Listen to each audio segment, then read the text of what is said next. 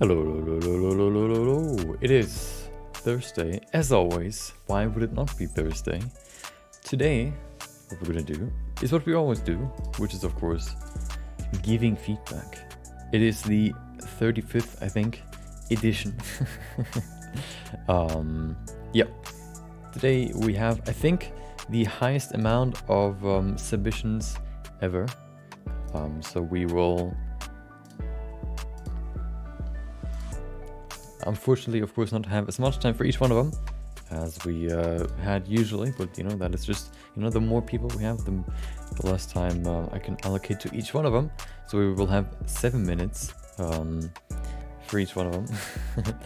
I also try, I'll probably try to be a little bit more on time with my feedback.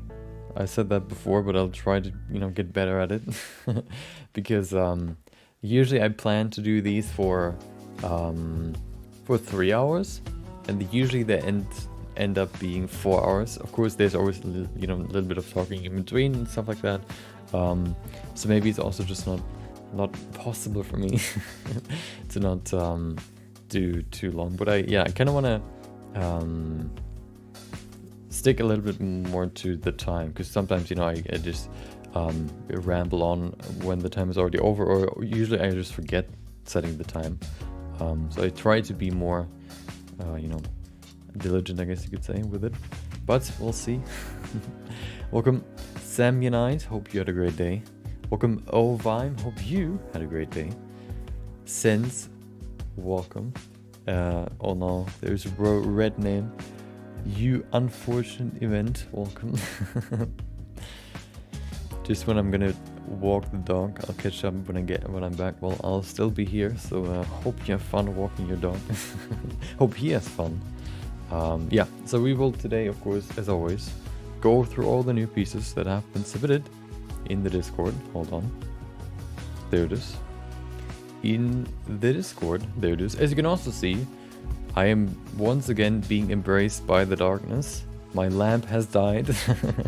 So we have no colored lamp in the background anymore, which is sad, but you know, it is what it is. Now my good old friend the darkness is back. If you go to personal feedback, we can see all the new pieces, and in this time we have a total of 21, which means we have 7 minutes for each one of them. It's a little short, but you know, it is what it is. Unfortunately, I can't really calculate for more than 3 hours, because it's basically, you know, at the end of my day, and then I need to go to sleep. So yeah, but I think, you know, even in 7 minutes we can convey some valuable feedback. Welcome, Chinese or Asian maybe letters. Hope you had a great day. Your videos helped me a ton with sculpting and readability. I'm glad you could catch you stream. Of course, every second week you can catch me stream. It may be just, you know, a short moment in 2 weeks, but you know, you have the ability, you have the ability, I guess, to do that every fortnight. So wait, fortnight is every 2 days, right? That doesn't make sense. Well, I don't actually know what that means, but yeah. Yeah, so let's get straight into it. Where is it? There it is. Of course, we need to go quite high, because with so many, we need to. There has been posted quite a lot, and yeah, the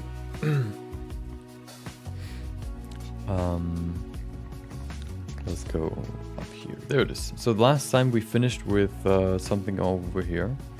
I think this one was the last one, and today we will start with, I think, yeah, with chilling Paribes, maybe, or chilling Poribes, maybe. But let's see the original image. There it is. I think it's supposed to be like a, you know, poster. There it is. For Botch Live, The Fall, an animated short. There you go. Looks pretty cool. Okay, timer is ready. Yep. Before we start, let's go through some comments. My hair My hairless snake is on the screen. That's so embarrassing.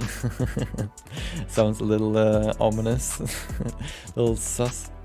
Japanese letters. Welcome. Another blue. Like, my chat background is blue, and some names are dark blue. It's so hard to read them. Hold on. YGTTR, I think. Welcome. 2 weeks, I think. Yeah, 2 weeks? Okay, that's perfect.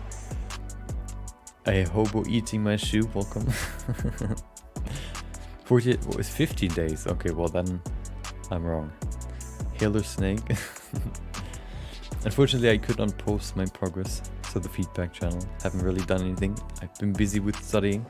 Well, of course, you know, it is you who wants, or you know, I'm not waiting for you to post it. Well, it is you who wants to get feedback. The only excuse you only need to give the excuse to yourself, and you can decide whether you want to accept it or not. But you know, sometimes just, I actually remember, I think I talked about that in one of my recent videos. I think about when I talked about the art style, where I took a break for like 3 months once I got kind of comfortable with sculpting in Blender, which was kind of hard to get back in again, but you know, I'm glad I did, because otherwise I wouldn't be here. Okay, let's get into this. I changed, not dark blue anymore. Nice. Sunday 3D. Oh wait, okay. I just, okay. Welcome. I just thought I already saw you, but that was Sammy and Knight. Bro's brain died. Yeah, my brain dies sometimes. Okay, it reboots sometimes, but now I'm back. Okay, let's get into the first one. Bot Live The Fall, an animated short. Let's get into it.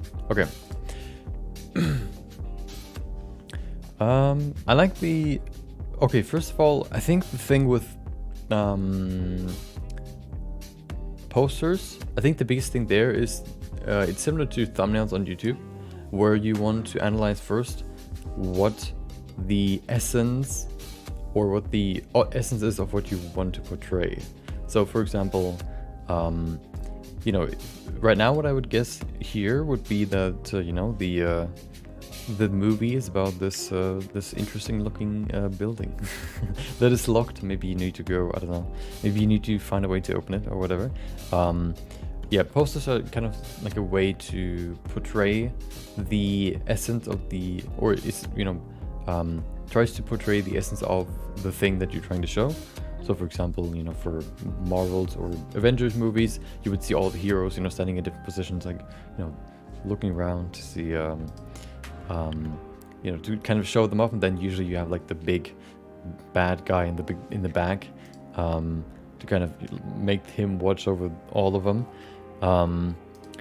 And so here, you know, this being the prominent thing, I would think that this would be the sort of main focus point, which I think, you know, it makes sense because the other buildings don't look that special, you know, compared to this one.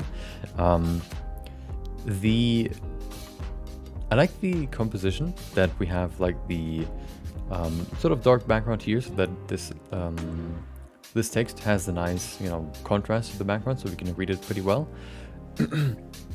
I also like the more dynamic, you know, perspective with this sort of diagonal shot, so that it looks a little bit more, you know, like it's moving around, more dynamic. Because if it's just kind of straight and you can see like all the lines going straight, horizontal or vertical, it will look a little bit more static and kind of boring. So I like that as well. One thing, it depends on how dynamic you of course want to make it. You could make it more dynamic by reducing the focal length, which would kind of show more of the image and also kind of stretch everything out a little bit, which could look pretty cool. But maybe you know that maybe you've tried that and that didn't work that well. The thing with this one is, for this one, I think to really give a lot of feedback, I would kind of have to get a little bit more insight into what you wanted to do with it. When we talk about the technical, you know, because this could be like a very stylized animated short, and it kind of supposed to look like this. Or it could also be that you want to make it look realistic. Of course, then I can give way more feedback. But it doesn't seem that like that's the case. So I don't want to, you know, I don't think I need to give feedback on that. One thing, of course, is if this is supposed to be a city, or, you know, I guess that would be a city, then of course we have quite a lot of empty space in between. Maybe that could just be, maybe he wanted to do it that way because then you can see the building better. But of course, then it would kind of look more like a, not playground, like a kid's floor with all these toys sitting around or lying around somewhere. And there's no like, it doesn't look like a city. It looks more like, you know, individual, you know, a city house,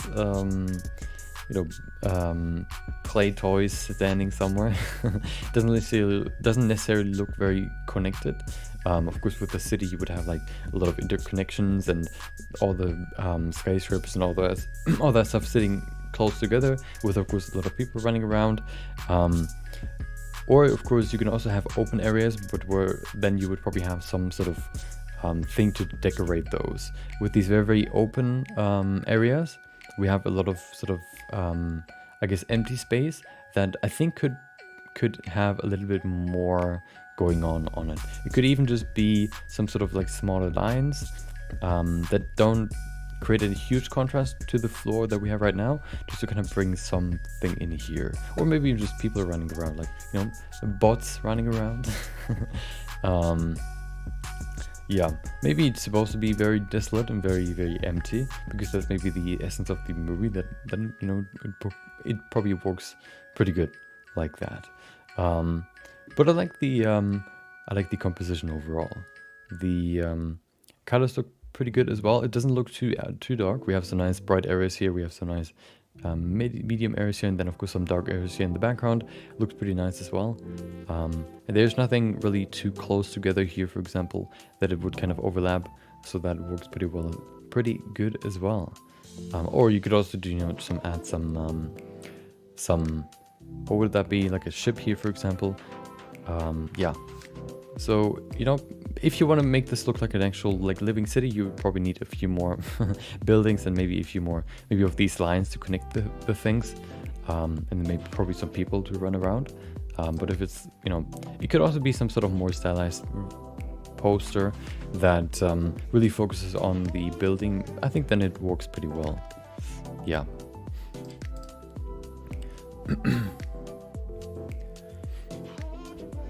Perspective on the bee makes things a little weird. No, oh, you mean the perspective? It's a little bit slanted, I think, on this side, the perspective. So it looks like the camera was further to the F, or no, it was like perfectly aligned with the eye, and then the bee is quite far off. That looks, yeah, that's a little bit off. Maybe you could increase the focal length a little bit so that it's a little bit straighter, so we can see maybe the same thickness on the E than we can see on the B, to kind of, you know, shift the perspective a little bit more into the middle of the whole thing. I would guess that you've made it aligned with the eye because of the face that is on top, the eye dot, so that the face doesn't look like it's looking in a different direction. I think you can also solve that by just increasing the focal length. This way everything gets a little flatter. Or you can also just make this cube look into the camera no matter where the camera is. Maybe that works as well. Okay, yeah. Welcome, Pajali XD. Hope you had a great day. Hope you didn't fail NNN. Well, maybe. I'm not really a person that competes in the November challenge. Welcome, Plaintor. Hope you had a great day. Yep. Oh, there you go. So yeah, I think the composition when it comes to the text and all that works pretty well. It depends on what you wanted to kind of, you know, what the essence of the posters. Do you want to make it very lively, or do you want to make it very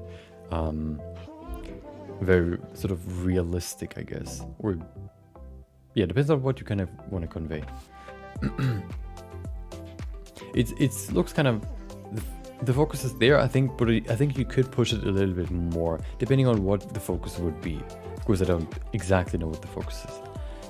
Okay, Greg Wasdicke, Wastige is the next one with the good old dude that we have looked at before. Of course, I do not remember the name. Why would I? Yes, let's see the update.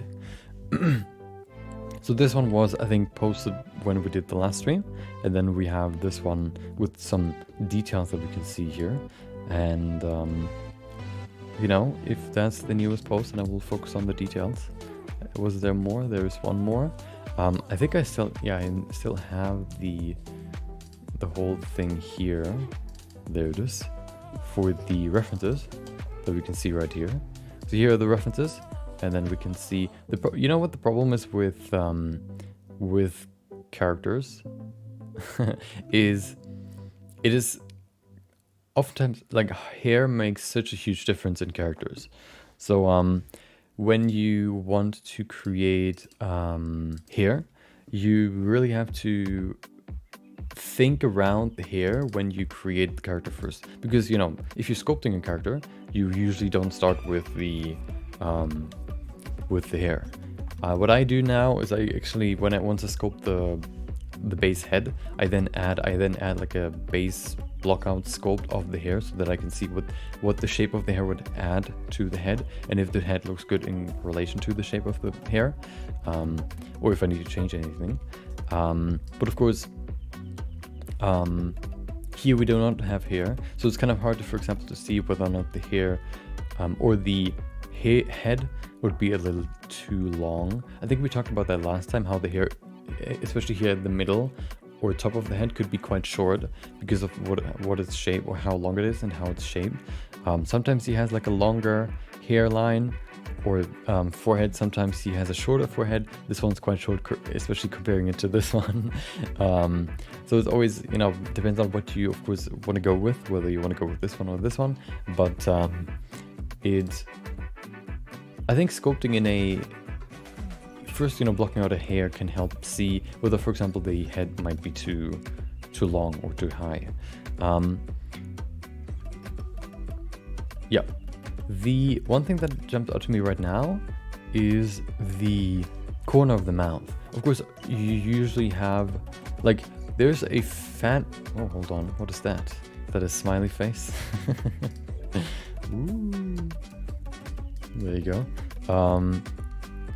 So usually you have like fat that is basically, if you have the mouth right here, you have fat that is basically here in this area, and you know, you've added that here, but usually the fat isn't, it is so here we can see a crease right here and a crease right here. These creases don't really exist. The case here is that there's a layer of the fat here, and then there's the layer of the lip, and so the lip goes basically underneath the fat. That is sort of the case, but they're not two parts, they're one part, and the layering happens underneath the skin. So what happens is that the corner of the mouth ends here, and then we have a smooth transition going from here to here. Smooth transition in a sense that there isn't this sharp crease, but you can see, like, because of the shading, you can see like a slight bump here, for example. So there's like a slight bump, but it's not as extreme as it is here. So you would probably want to kind of smooth that out a little bit here and kind of make it so that the corner of the mouth ends, you know, where the fat begins. Yeah.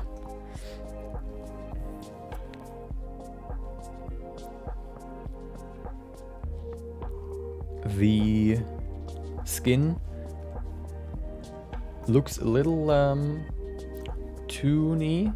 That could just be because of a denoiser, so that, you know, all the pores or details that were in here have been denoised. Could be the case, because right now it looks a little bit more like a Fortnite skin, not, you know, like Fortnite skin. So like Fortnite skin is like very smooth. There are no pores, you know, because it's stylized. It looks kind of like that here as well. That could just be because of you can see some details here. The pores aren't really that visible, so it looks very smooth. Looks like a little bit like velvet for some reason. But the texturing, the coloring looks pretty good with the beard. With this more grayish tone for the beard, and then we have like this reddish here in the middle, and then this yellowish up top. Looks pretty good.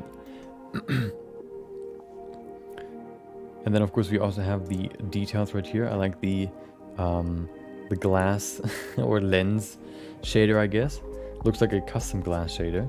I don't think you can make that with the basic glass shader. I think you need like this something similar to the glass shader that we have that Gleb Alexandrov made at some point.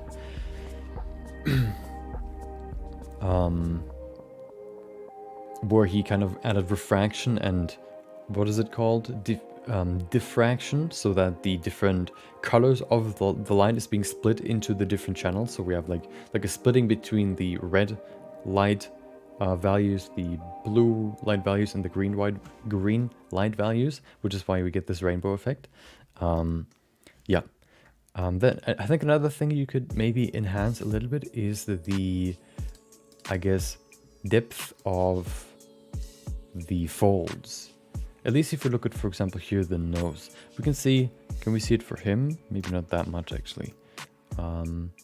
Something that I like to do when we have this very slight, I guess, fold is still add a sharp crease, but that sharp crease is very, very delicate and very, very short. So if this would be a very deep crease here, you know, like, you know, if you would kind of look like that, then I would probably add a crease that is very deep, going from all the way here to all the way there. But what I like to do to kind of enhance or, you know, refine this very slight crease here is to just add like a very slight I guess, you know, crease right here that goes only maybe from here to here, with of course like a tapering going from here. This would be the thickest spot, and then this would be thinning out all the way to the end, like all the way to here, which adds a very slight definition, but it's not enough to make it look very deep. You could maybe do something similar here for these wrinkles as well, especially for the forehead. You can see he has some forehead wrinkles. These ones look quite, you know, quite shallow right now. I think you could refine them a little bit. Just add like very defined depth to them. It looks right now a little bit like they're drawn on, but that could just be the shading, maybe. But yeah. Otherwise, it looks pretty nice. Of course, clothing also makes a bit. So yeah, hair makes a big difference, and clothing makes a big difference. So I think I would look. I would probably also now add the hair just to see if you need to make some adjustments here for the hair, and then maybe even just pluck out the clothing just to see if everything fits well there as well. Oftentimes, if you add the clothing, you can see, oh, maybe I need to pull down the shoulders a little bit. Maybe I need to widen the shoulders. Oftentimes you can see that better once you add the clothing, for example. Yep. On to the next one. Welcome, Witty DZN, maybe DZone. Welcome, The Unknown Man. Hope you had a great day as well. Also looks like there's slight pinching at the top of the nose. Do you mean the here, I guess? Pinching, you mean this here, maybe? Like the crease, maybe. Yeah. Welcome, Enrico Zuka. Hope you had a great day. He has Kurt Russell chin and mouth. I should really organize myself. I forgot what I named my Blender save file. Can't tell if I named it Worst Song Ever or Amazon's Lawsuit. Yeah. At some point, I began pretty quickly to organize my stuff pretty well, just because I hate looking through unorganized stuff, especially on my PC. So I just, you know, I usually, structure them by months and then give them all like a specific name. Yeah, so it's not, so it's easy to see what I'm looking for. At the bottom near the nostril, let's see. You mean here? No, it must be here. I don't see it. Maybe here, maybe? Yeah, maybe. It's hard to see. Oh, you mean here, maybe? Yeah. No, okay, you mean in here. Well, welcome, Nedji. Hi from France. Hi from Germany. Hope you had a great day. Hope you still have a great day. Or I guess evening. So just subscribe to you today. Welcome, The Unknown Man. Nice to see you live. Hope you had a great day. Thank you for subscribing. My surname means pumpkin in Italian. What's the program you're using? My program is called, well, for this, I would guess it's Blender. I use Blender for 3D stuff.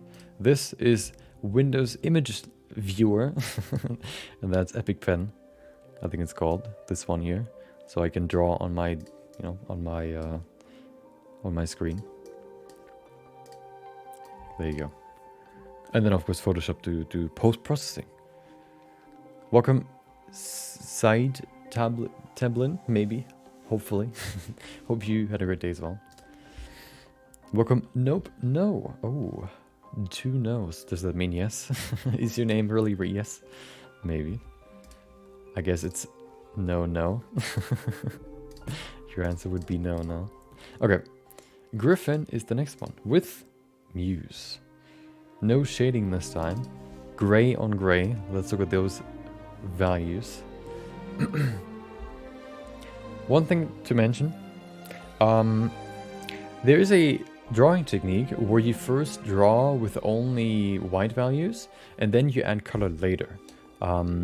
It's like, I've seen it being described as like AO, what is it called? Ambient occlusion shading before, I think, or like adding an ambient occlusion shader and adding ambient occlusion shading on your drawing or on your sketch. So you first draw the outline and then you draw the shadows basically, and then you add color to it, which you can do, which is what kind of this reminds me of. First adding the values like the lighting and all that, and then adding the colors.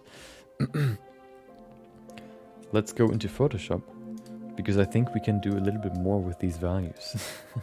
If we look once again at our best friend, the good old camera raw filter, we can see where the values are. Do you see this valley of nothingness on the black and deep shadow part? Do you see the valley of nothingness? This reminds me of what is it called?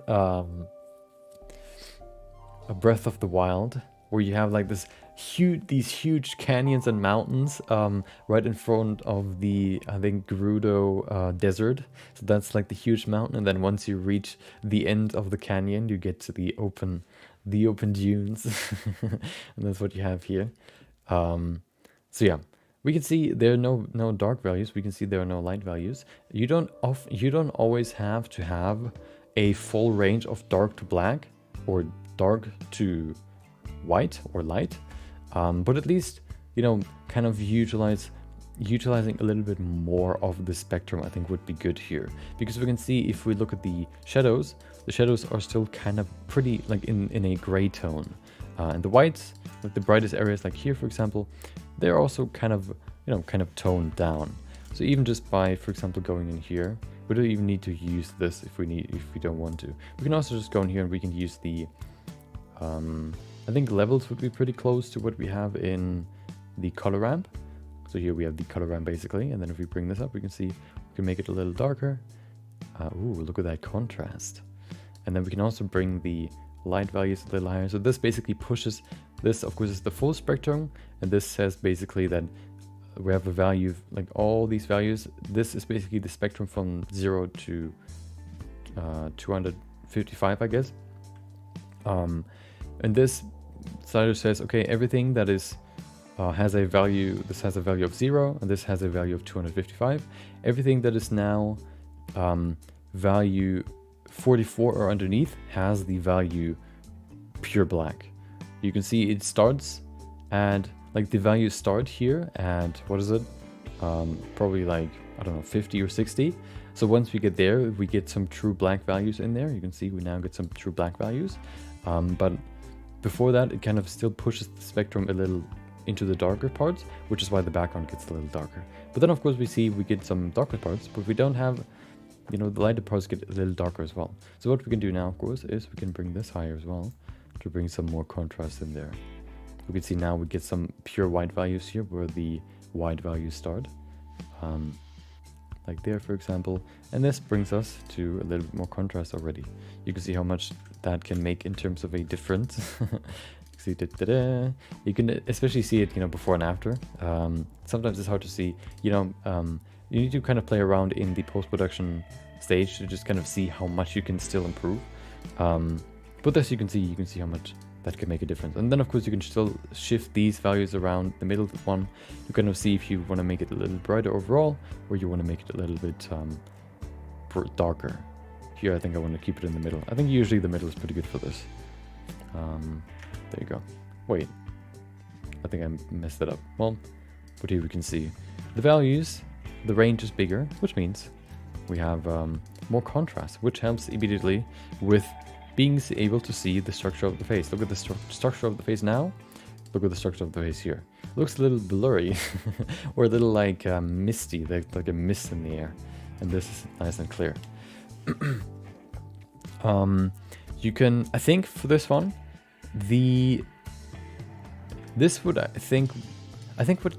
what I would say here is the hair looks really nice. I like the hair, it looks nice and stylized and it has a nice structure to it.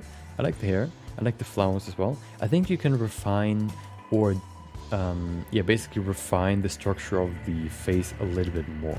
I think the eyes look pretty good. I don't think you need to do too much more there.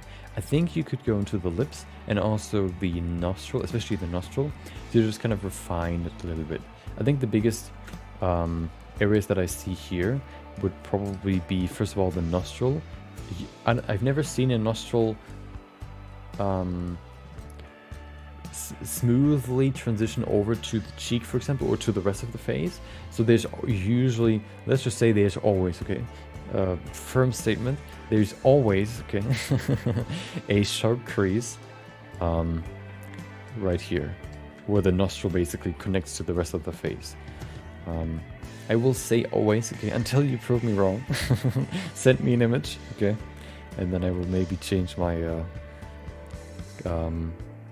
my claim. But yeah, just, you know, for example, use the crease brush or the draw brush. I think crease brush would work better here to just kind of refine the nostril shape here a little bit, and then also you can probably do the same here, maybe just slightly here for the lips, and especially here for the middle of the mouth, because, you know, the lips right now are merged, but of course the lips are not really merged, except maybe if you glue your lips together.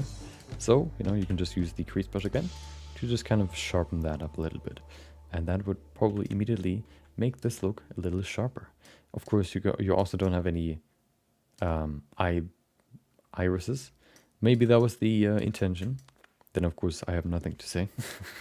I like the composition with this cutoff point. I like to do that at some point. I like to do that sometimes as well with this very sharp ending. You've kind of added some more ornaments here with these flowers, but which I think works pretty well. They're not too small and they're not too big to kind of, you know, I guess take the focus away from the focus, which is probably the face. Usually people tend to focus on a face if there's a face, especially if it looks at you, like me. Then they will usually focus on the face. So yeah, I think the focus here looks will still lie on the face. Especially you can also control that, of course, with colors. Yeah, otherwise everything looks pretty nice and sharp. Just the face looks a little blurry, a little smooth. So you know, and once you have refined that a little bit, I think it looks pretty nice. Yeah. And then of course, the levels.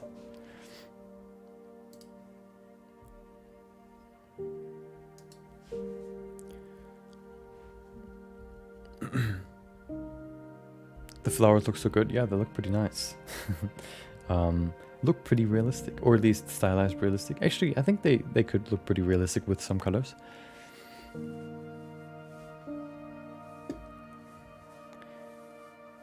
Gold soup, Deutsch.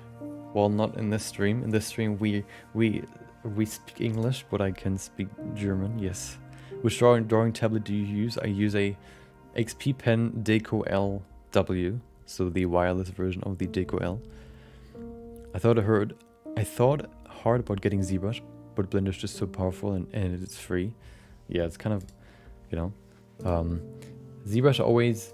The only thing that I would use ZBrush for is for sculpts that require a lot of detail, or if I want to just fully only sculpt, and don't want to use any textures or whatever. If I only want to sculpt, I would probably use ZBrush, or I would get ZBrush, but that, you know, that usually doesn't happen, so I don't really need it. Maybe I probably want to try it at some point just to see how it works, but you know, it's not really. Not right now. I found it. Oh, nice. Your anime character is called Cringe. Nice. I'm Griffin. Okay. So I can save it from Tessimate with Photoshop. I will definitely try that. With what's Tessimate? I think you mentioned that here. Tessimate. Oh, you mean the triangulate function there? Like right here with the decimation? Yeah. It doesn't look destroyed.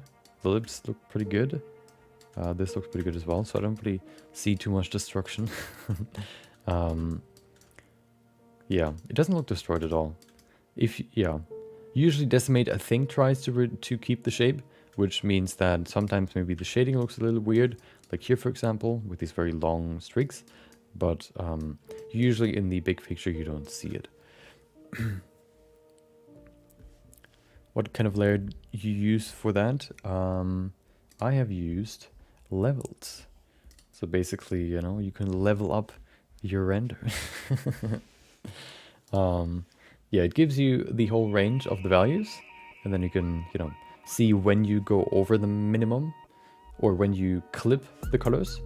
Clipping basically means when there are values from 0 to 255. And clipping basically means that you move the cursor so far that you basically make the values, for example, from 1 to 10 all black. There would be a gradient, but because you move the cursor all the way to 10, everything, the gradient is gone. It's clipped together to be 0, basically. Yeah. That can happen when you light characters as well, where the structure or the part of a character, for example, can be pure white, so you lose all structure there. That is basically clipping in the white area. Welcome, Jonas. Hope you had a great day. Moria. Is this the real Noggy? Maybe. Maybe not. Maybe I'm just an animation. Maybe I'm just CG generated. This is actually Unreal. There you go. Nope, that's the wrong one. There you go. Yeah. So, yeah. I think levels will have the most with giving it more contrast and kind of, you know, giving the subject a little bit more of its focus that it deserves. I help with some topology. Can anyone help? What do you need? You can ask a question in the Discord if you join, or if you're already in there. What do you say to someone who's been doing art for years? They're still objectively terrible at it. I've seen it happen before and I don't want to fall into that while on my art journey. Any advice? I think if you're aware of what can happen that you don't want to have happened, I think you kind of instinctively try to avoid it, which usually means that you will avoid it. Yeah.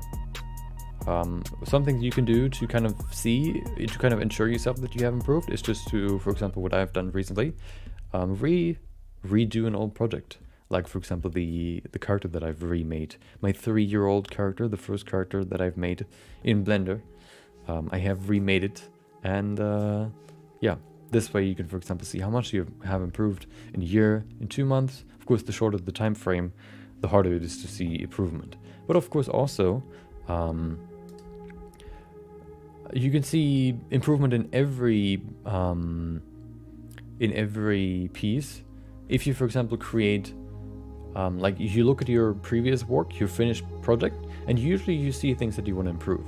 If you keep those things in mind for the next project and you make them better, then you immediately know that you have improved. So that's how I usually kind of see that I have improved compared to the previous work that I've done. Which one is it? This one. Okay. Communist. There he is. Once again, he's back with his good old pipe. Okay. Cloth fold sculpting is so hard. True. I've never really practiced cloth sculpting that much. I think I can kind of get away with the knowledge that I have right now. So I kind of have avoided sculpting it so far. Amazing day, nice. Hope yours was at least good. It was pretty good. I have something that I'm currently working on, which kind of, it was a blockade recently, which I think I will solve next week, which I've been working on today, so that's good. And then my mind will be freer, which is always nice. Discord link, !DC, !Discord, or if you're on YouTube, you can look in the description. Dodi Guntoro, welcome. Love your work, thank you. Okay, let's get into this one. So, any comments? No. Any comments down here? I think there was another post, which is where the second render came from. Somewhere down here, there it is. Nothing, okay. So, I don't really have too much more to say about this one. It looks really nice. It looks like the shapes look nice. I think the sculpt is pretty much there. I don't know what it is. So, let's see. Do I have one that I can open?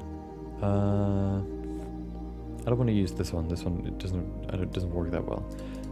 But here's something that maybe I'm just weird. But the skin looks a little too plasticky. Let's see. Maybe I'm just used to my skin, so it looks a little, other skin looks weird. But I think it's just the specularity, maybe.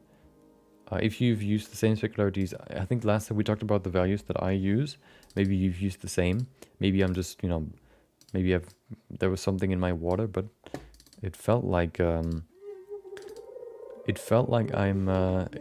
looks a little too glossy. The thing that happens with skin is, of course, it's kind of translucent, which means most of the light goes into the surface, and then that's where the scattering happens. Then it goes out again, and that usually means that the highlights that are supposed to be on the skin surface are being scattered, which means they get kind of blurry. Do I have it in here? I don't think so. Do I have it in there? Let's see. But of course, if you, for example, are very sweaty, or if you have a lot of fat, I guess. What is it? Fat? Do you say fat? I guess you could say fat on your skin. Or oily. Your skin is very oily. Then your skin would be more glossy. Let's see. Nothing here, I guess. Where's my... Oh, no. Nope. This one. There it is. Aha. Let's grab this one. So, let's look at her. Hello. Wow, nice light. Hold on. I guess I need to replace this. Do I need it? Nope. So, here's the reference, okay? So we can see if we compare this highlight here, could just be the light strength. This one has 3000. Is that the one that we see here? Yes. This one has 3000. It's kind of far away, but still, it has 3000. We can see the... Nope. I hate these little threshold thingies. I don't like them. At least not for the viewport. I like to set it to like 1000. It's never going to go up there, but I can just let it run, you know, when it stays still. You can see it's kind of dim. If you compare it to yours, these look quite white. And I think if we now just go in here, for example, and change the skin, we can get it there closer. So we have it at 0.5 right now. If you set it to 0.75, for example, or let's say 1, you can see the white gets a little stronger. We can probably see it better in material preview once it's done loading. Look at this beautiful nose. Do you see its shapes? There it is. Okay, so if you now look at the specularity, we can see no specularity, full specularity. We get this sort of, the reflections gets brighter basically, or more intense. I think the standard is 0.5. Skin, I think I usually like to use 0.4 now, or 0.35, but it kind of lessens the reflection intensity. It looks, I don't know what it is, but here it looks very, very intense, these white lights. If you compare these ones here to these ones, maybe, of course, the lights could be way brighter here. So what if we turn this up a little bit to maybe, I don't know, or let's go to the side here. Of course, this gets quite bright as well. But let's stick with this. So if we set this to, I don't know, 5000, we see it gets brighter, but it's still not as extreme. I don't think I can bring it that high. So if we set it to 10,000, you can see it never gets that high. And I think the reason why it gets so bright, so white here, is also not only the specularity, but I think it's also the glossiness. So here, of course, I have a texture for the glossiness, which looks like this. Ooh, scary. So the whitest parts are the glossiest parts, which is why the lips are nice and glossy. But if we, for example, now go in here, we increase the gray value, we can see the reflection. Nope, different direction. Maybe hold on. Let's see it. Oh, wait, what did I see before? Well, oh, this one. Okay. You can see it's not really that different. Hold on. Let's make it a little bit more glossy like that. Okay. So we can see the changes a little bit better. And then if we increase it, we can see, there you go. It gets brighter and brighter as well. So there you go. So here it's nice. It's very, very white now. If I set it back to what it was before, you can see, or even higher, you can see it's almost gone. So I think like a mix, just kind of optimizing the specularity as well as roughness, I think gets you to the perfect skin. I would love to see some references of this. I could be completely off, but that is just something that I don't know, jumps out to me. The super glossiness here on the eye. I don't know. Yeah. It looks a little plasticky. I don't know why. Well, because of the roughness of whatever. But yeah, it's the only thing that really irks me here. Everything else look really nice. The shapes look nice. The folds look pretty nice as well. They have a nice volume to them. The skin looks pretty good as well. I think, yeah, maybe it could also be the specularity. So if we, for example, change, surface scattering. I don't know what this does. So here, subsurface scattering basically determines how deep the light penetrates, which means that it blurs the shadows more, so the shadows get brighter, and also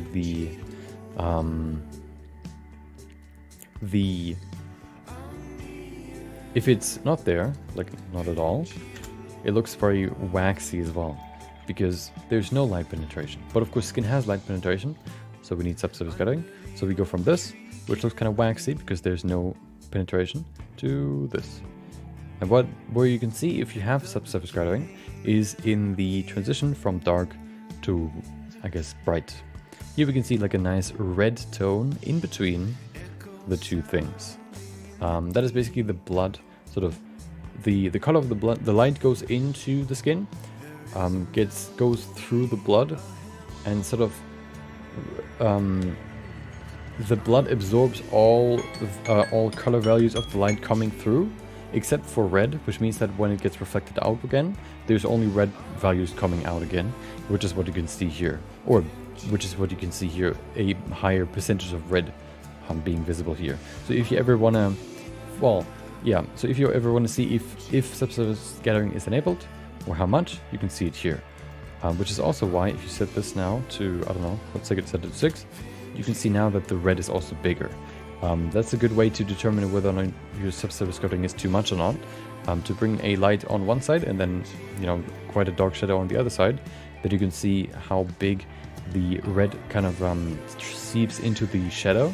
This is too much. I like to have it on, like, it's supposed to be quite short, I guess, like that. And this way you can see whether the subsurface coating is too strong or not. Yeah. I don't know. It's that's the only thing that jumps out to me. Yeah.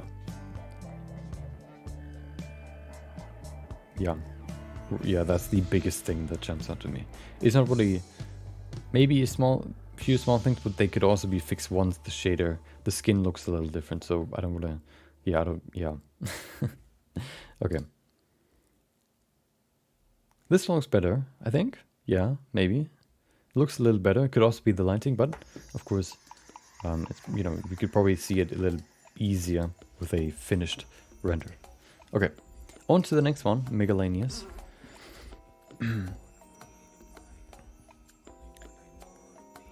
That communist model looks insane. Yeah, it looks pretty nice.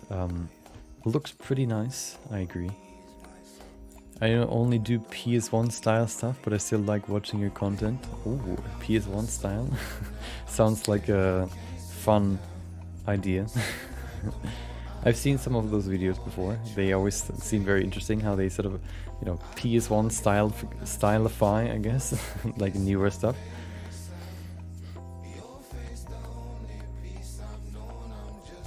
Minor nitpick, would wrinkles cross below the right eye like that? I think so there is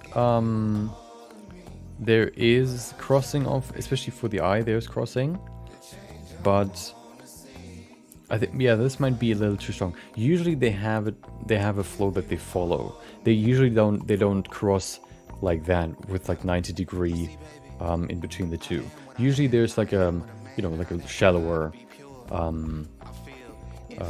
whatever, you know, angle, I guess. Let's see. No, you will listen to me for that, okay? Or you can look at your own references. I want to stay a little bit more in time for today. Yeah. If you add a little, like a background and maybe make it look like something during World War I times, it'll look super insane. World War II, you might be able to fool people with it. Maybe. Yeah, of course, like camera effects also would probably also would work. But I think even if you add camera effects, you can still sometimes see problems with the original, like fully, like clear image. The neck too wide. It doesn't look too bad. It probably looks a little bit weird because we can't see the shoulders, so it just feels like the neck just goes straight down into forever. But I think this could work.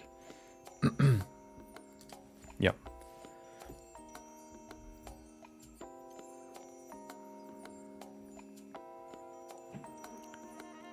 University has been too busy. Well, it do be like that sometimes.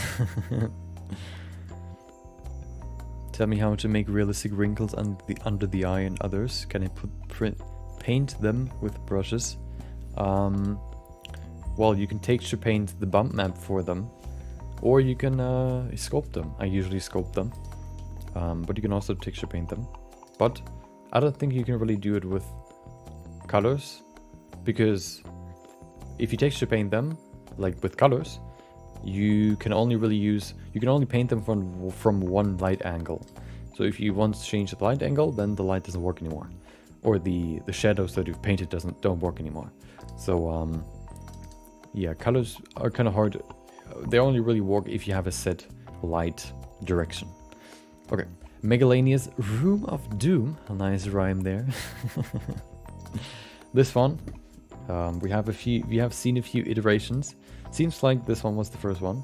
Then we have the new one, and then we have a new angle. Ooh. I think this one, no, this wasn't the first version, but it looks a little closer to the first version. And then we have the newer version here. One thing that jumps out to me is everything looks nice and cozy. And then we have this ultra realistic, futuristic fellow over here. What is this mechanical head crab here doing here? Yeah, it kind of jumps out of the there you go, head crab, there you go. It kind of jumps out of the of the image. I think the style is very, very, very different to the rest of the things. Everything looks kind of nice and brown tones, red tones, all in this little, like, you know, red to orange tones. So it feels very warm and you know, hold on. I set it to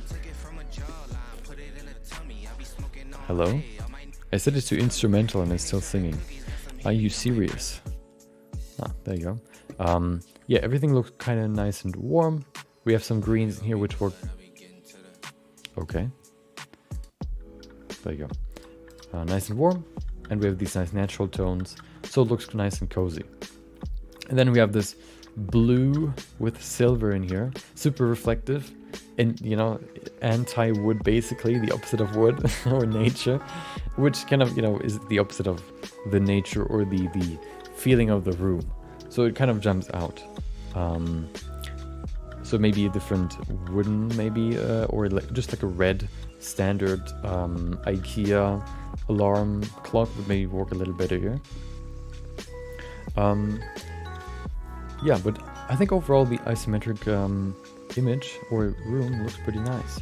Maybe what you could do is you could, although you have a nice focus here in the middle with these windows, I thought about maybe lighting the, you know, the chimney, but I don't think you need to do that, because then you would have like you have two focus points, which probably maybe you don't want to have. One thing you could do though is you could maybe light the lamp as well. I think that can help, because right now, well, it didn't seem that weird, but looking at it now, it seems a little weird that the light... I'm kind of thinking about how the lighting could come through, how the lighting would be outside so that it would look like that in the windows. Usually, you know, you have this orange light when the sun is sort of halfway down and you can, you know, the sun is almost, you know, gone. So you see like the red of the sun a little more. Here, what would need to happen for this to look like that would be that the sun is almost down, sunset, and then also you have a lot of fog, and then also the sun is right behind this corner, like on the horizon. Because this way, both windows can be lit at the same time. Or at least, like, it looks like if, the light is coming through from both sides. This one is a little brighter, I guess, so it could be that the light is coming from this side. Yeah. I think the foggy feeling comes first of all because the dark parts here... Wait, so oh, that's the reflection. Oh, never mind then.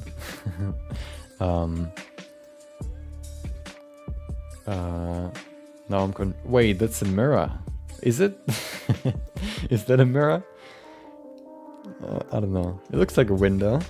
If that's a mirror, then it can't be a mirror, because there's nothing that looks like that over here. Weird. But, yeah, the lighting... I wouldn't necessarily say the lighting doesn't work. it just, if I think about it more, it kind of doesn't work. But it doesn't make a huge difference with the image itself. It's not like it kind of takes away from the image. One thing you could try is adding a sort of bluish light, which I think you've done somewhere over here, so that there's like a opposite tone on the opposite coming from the opposite direction of the orange light, so that we have like a nice contrast there, and we also don't have like pure black in the areas that are not being lit. Yeah, it looks pretty good. Yeah. I also like the depth of field that you've added, so make it look more miniature.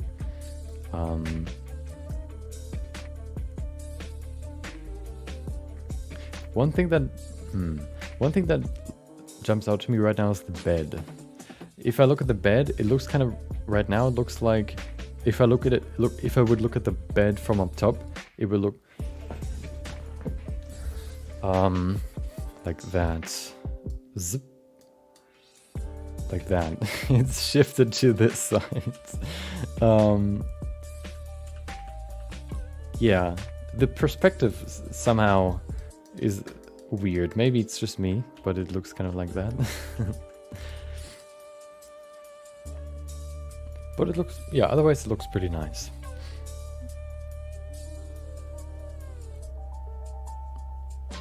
Yeah.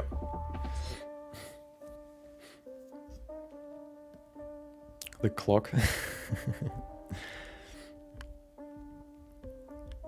Can you make a color attribute nodes tutorial on how to layer colors with mixed RGB nodes with a character model? Wait. I have done a color attributes node tutorial. I have done a tutorial on how to layer textures for characters with mixed RGB nodes. One of them is pretty recent, the other one is a little older. It's the thumbnail has like this girl in it where it's very orange, and then there's like blue light coming from below. That is the one for the color attributes, and the other one is the one where you have like this front shot of the girl with like a lot of makeup with the red hair. That's the one for the layering. Jonas is back. Welcome. It's a reflective plane of glass, but it lets light through. Okay. Yeah, maybe, I don't know what. maybe the glass is just kind of acting up. Yeah, that's what I would, yeah, probably. Okay. Yeah, it seems like the fireplace is slightly emissive. It doesn't really do much though. It shows that there's wood there or something there, but it also could just look like there's light coming from somewhere else. So it doesn't... It helps, I think, to show that there's something in the darkness that is the chimney, but yeah, it doesn't look like it's lit. You could try making it stronger and see if that works, or if that does something. Oh, yeah, the blue light definitely helps.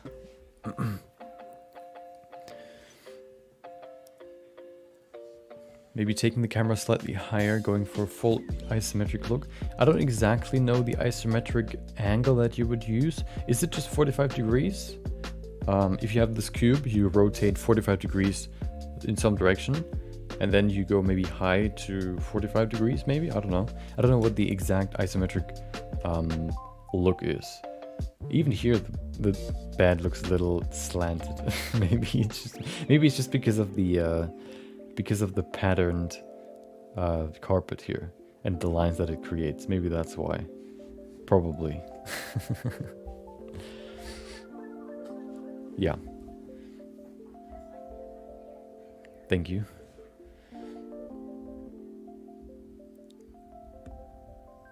The bed really is a clean rectangle. Yeah, I believe you. Yeah, it's either the carpet or the camera.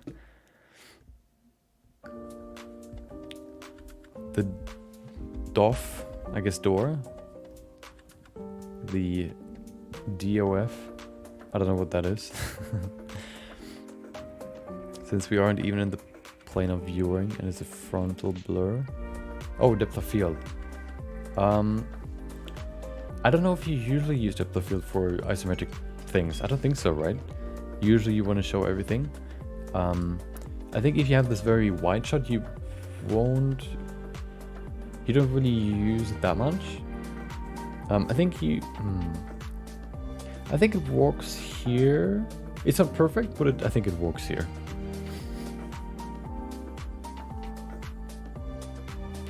To start with the depth of field, I just kind of wanted to give it a bit of a tilt shift vibe, so it looks like a puppet house. Yeah. Yeah. I think it's okay. It's acceptable.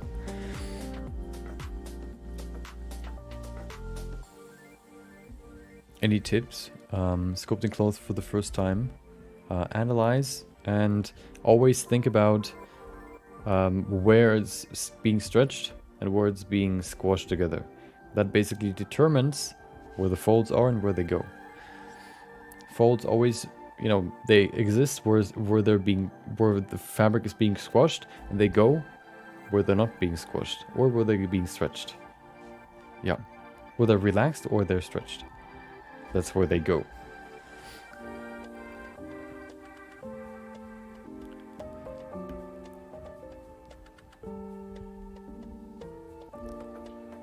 The edge of the cube would be on the center of the center line of the camera. Maybe. I can't really imagine that right now. Okay. On to the next one. The next one is by Tormal, which is this very... Okay, we talked about No Nut November. Brace yourself, okay? There it is. Comments, hold on. There it is. Hello, made the sculpt of a woman in a gown. Don't know if it's the right word for it, but translator says so. I'm not really happy with the chest and butt area, and would like to hear other people's opinion on the specific areas, but also on the sculpt as a whole. Okay. Proportions wise, I think the upper half is too large and wide, says Bongs. Like said, 8 head proportion, the legs are 4 heads. Little tip with cloth is using the sharp brush with stabilize stroke on, using control on and off. Okay. Okay. I can't really fully see the proportions that well here.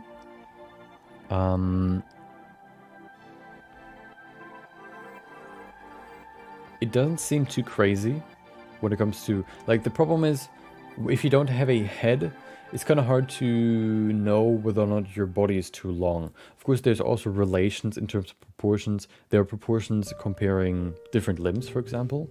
But here, I feel it's kind of hard to really determine it well. One thing with the thing with breasts is they're basically like bags of milk. So they plastic bags, basically. So you maybe have seen those drawings before. I don't know if I can find them now, but they're basically like bags of milk, so the weight always falls down. Here it looks like there's no weight pulling the milk down. It just looks like it's floating in midair, because the difference between this and that is here it's just the shape. Here it is the shape, but it's being pulled down by a little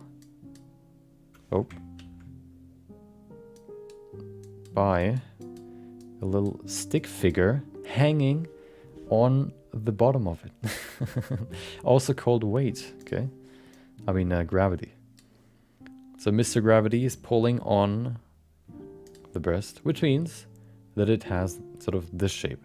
Of course, we cannot observe and study references of breasts right now. Okay, you need to do that yourself. But that's the first thing that I would say. The way that I like to do it is that hello.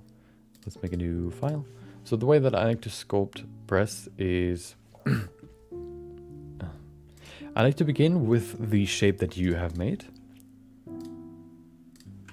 Okay, I'd like to begin with the shape that you have made. So basically with something like that, this, you know, this sphere or this half sphere. There you go. And then once we have that, we can then add the weight afterwards. So this way you can define where the end of the breast would be. And then I like to maybe give it a little bit more weight down here so that the crease underneath it is a little stronger, like that. And then we can sort of transition to the upper part of the breast a little bit more, or the chest a little bit more. For example, by just kind of adding a little bit more here to this area, make it nice and, you know, smooth, so that once we smooth it out, it looks a little bit more like that. Like that. And then some, you know, you can also use the crease brush to sharpen it a little bit. And this way you can make it look like it's actually sort of hanging down, which is important to make it look like it's being pulled down by Mr. Gravity. Okay, there it is. Can you see him? There he is again. Oh no. Falling down. Yeah. So always think of Mr. Gravity pulling everything down. You could probably maybe even smooth that a little bit. Yeah, kind of observing what the shape looks like from the side, for example, can kind of show you what the actual shape looks like. And yeah, just, you know, observing and seeing how real breasts look like, to see how the weight is being pulled down and what that does to the shape. It doesn't look like that, it looks like that. Woo. Yeah. The other one is if you've, you know, if you're a beginner at sculpting, I don't remember if you said that, but I made a video a while ago. It's called The 8 Levels of Sculpting, where I basically go over what is the easiest thing to sculpt and what is the hardest thing to sculpt. And pretty much at the end was, I think it was actually the last level, is sculpting a anatomically correct body with clothing on it. Because then you have not only the anatomically correct body that you need to nail, you also have clothing that then reacts to that body, which means that you have another thing that is pretty complicated to sculpt that interacts with the other complex thing. So you've picked probably the hardest challenge that you could have picked with this piece. But that also means that there's a lot that you can learn from it. If you have a reference that you've used for this, then you can look at what the differences are and what you could maybe improve for the next one. What I would probably recommend is first learning one before you learn the other. So you can learn how to sculpt a body with clothing on immediately. But I think it's easier and less frustrating to first learn what the anatomically correct body looks like and how you create it, and then how you then add the clothing on top of it. I think that's just easier and leads to less frustration. So I would advise on doing that.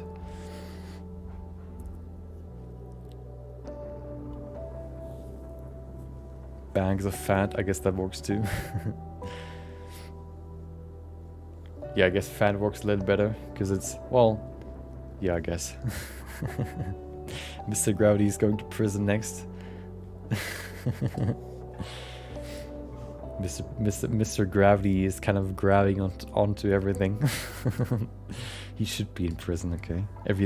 Well, yeah. Everybody would be better off, okay? Just flying around. Or floating around. That candle looks nice. This candle? Oh, you mean this one? Is that a candle? No, that's not a candle. Well, yeah. Yeah. So I would recommend focusing on one thing first before you go to clothing on top of the body. Let me do something real quick.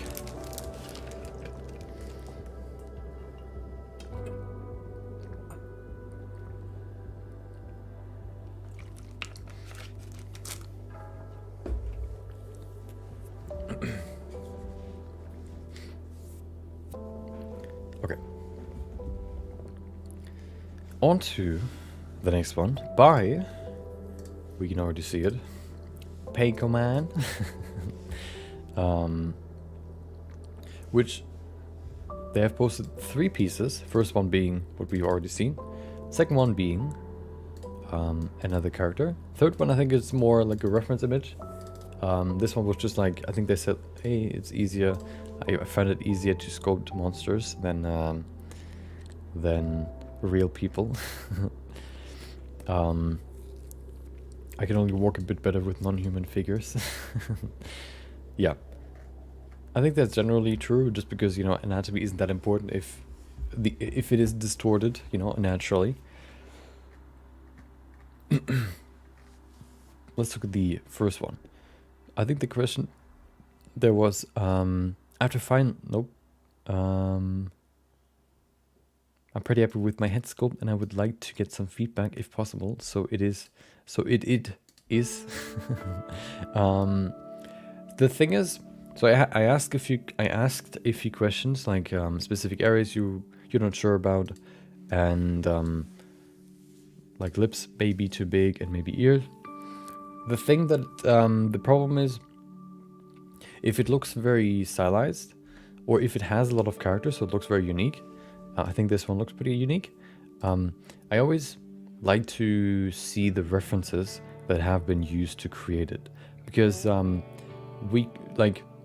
usually I like to recommend, when you're still learning to sculpt, I like to recommend that you start with the average face, so that you can then learn what the not average face looks like what are the differences between an average face and a non-average face, so that you can see how you can, for example, make a character more unique.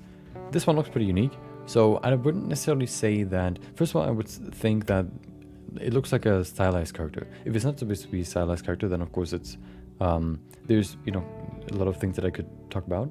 But it looks like a stylized character, so I wouldn't necessarily say that the lips are too big, or the nose. What was the other one? The ears necessarily are too big or whatever, or maybe the shape or whatever.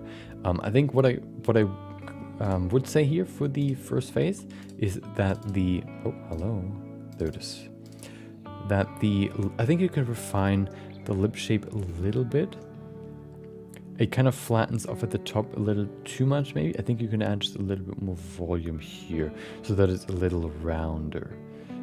The other thing that I would say is about the upper lip looks quite like outwards rounded. I don't know if that happens a lot. Let's see. I think it usually would happen in what is it called? I guess black man face side. There you go. So if you look at these, I guess it can sort of curve outwards a little bit, so that's not necessarily a problem. But I think the lower lip can use a little bit more volume. Then the other one was the ear. The ear, I think it's a little too high. Is it? Actually, no. The nose is quite high, so it looks a little bit high. No, it's quite high. Comparing that here right now, usually the top of the ear would be where the eyelid is. The top of the ear right now, I think it's more where the eyebrow is. So you can probably bring the top of the ear a little lower. I think that would help. Right now it looks pretty high. Yeah.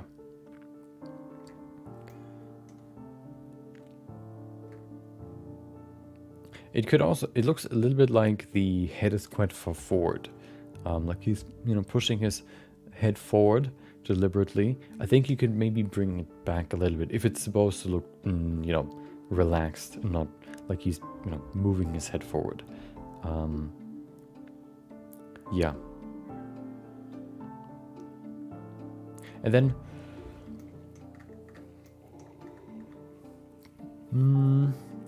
maybe you could also look at the fat above the eyelid. It looks quite uniform right now, the distance between the eye opening and the crease here.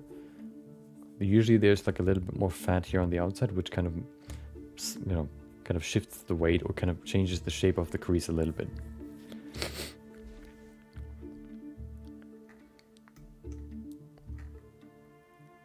And I think usually the deepest area of the face is also here in between the eyes. Right now we have like this plane right here on both sides, of course. I think you can continue this line a little bit, which ends right there, and bring it a little bit further over here. I think that would help as well. Yeah. Otherwise, it has a nice shape, so I wouldn't necessarily say that it's wrong. Let's go to the other one.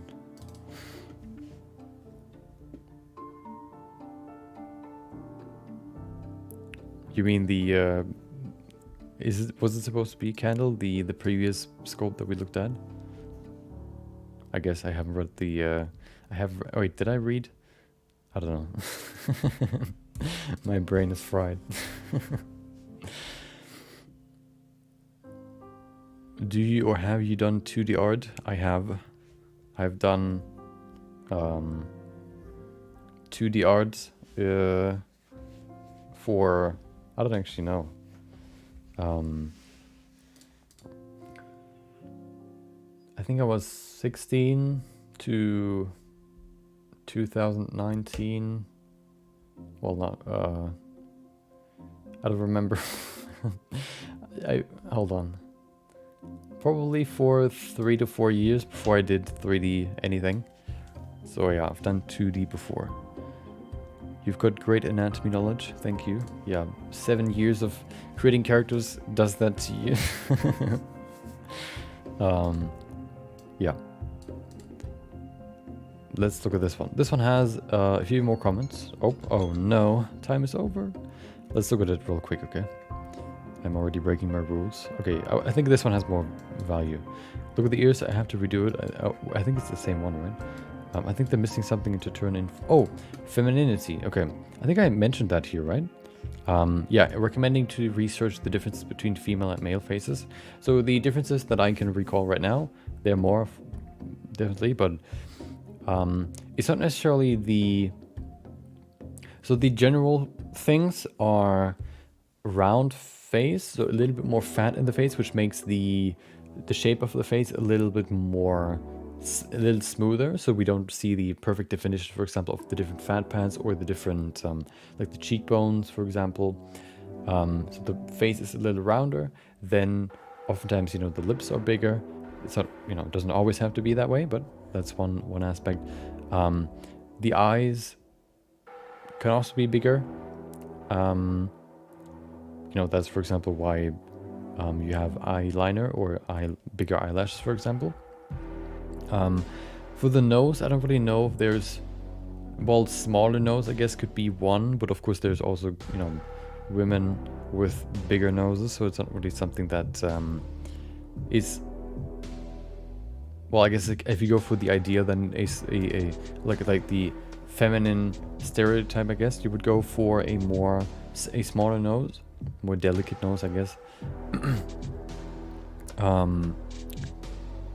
Yeah.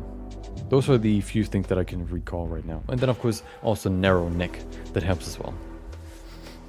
Okay. The next one is by Abanaf. There it is. The horse. Where's the horse? There it is. First time sculpting without following a tutorial. Just use reference images. Oh. Wait. Okay. Yeah. Oh, nice challenge there. Without any tutorials. That's the scariest part. Following a tutorial, then redoing the same thing without a tutorial. Probably not what you've done here, but it's similar. Doesn't look too bad. I guess you've applied like an image texture to it so that you have these colors. Let's look at the anatomy here. Okay. Okay.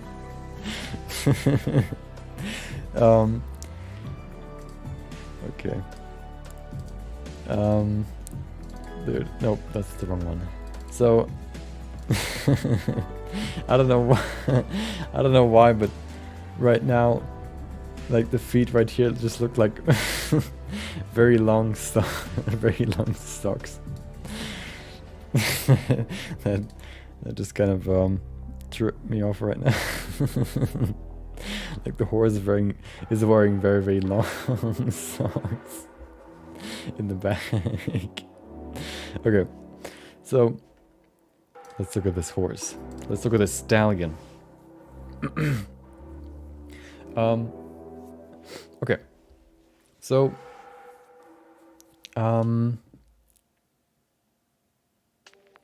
so I think I can say the same that I say when I like give feedback to like the first, or like like one of the first scopes of somebody is just, you know, anatomy, you know, looking at anatomy.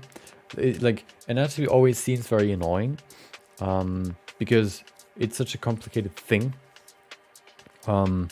Usually 3D Total has a few simplified anatomy sculptures or 3D models of animals as well. You can look at those and see, like, analyze those before you go into like this the very deep muscle stuff. But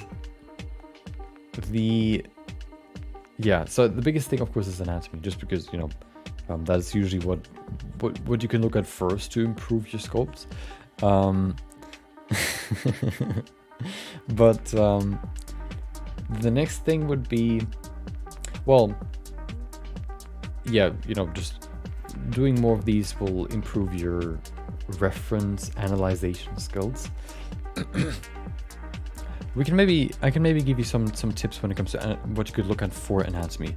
The first thing that jumps out to me is the eyeball. The eyeball is quite deep in the eye hole, or in the skull right now.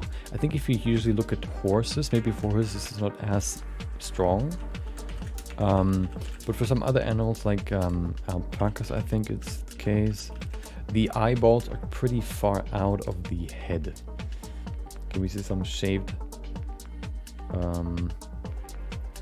alpacas? There's one. So here we can see, for these it's actually not that bad. Is it deer? Is it a deer? Let's see. I remember I have a head and I have a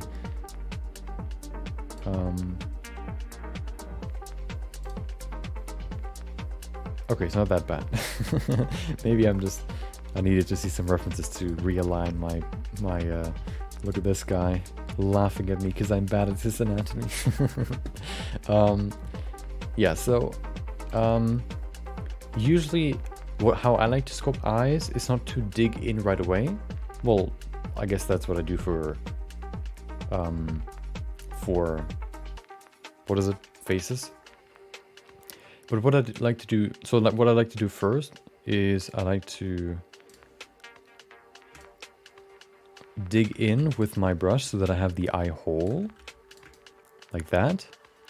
But then I like to dig out again so that which means, so the first step is sculpting the eye hole. The next step is sculpting the eyeball, like that.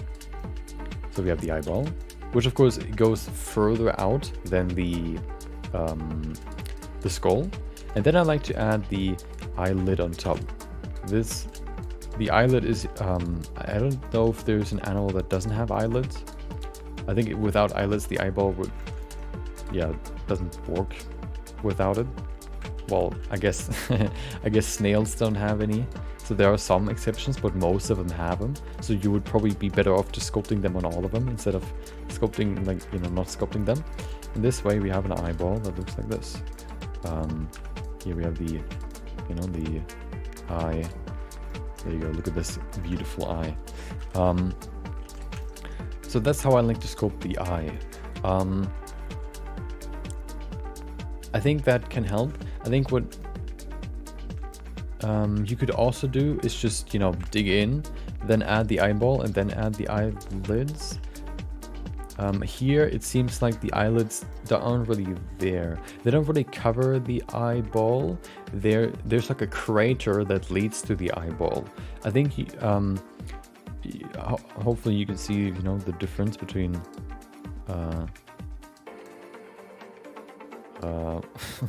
this one and this one. Hopefully you can see like the difference here. Like the creases are right on the eyeball here, and here the creases, or the creases are on it's a very smooth transition from the eyeball to the bumpiness, I guess, that is around the eyeball, which you could call eyelids.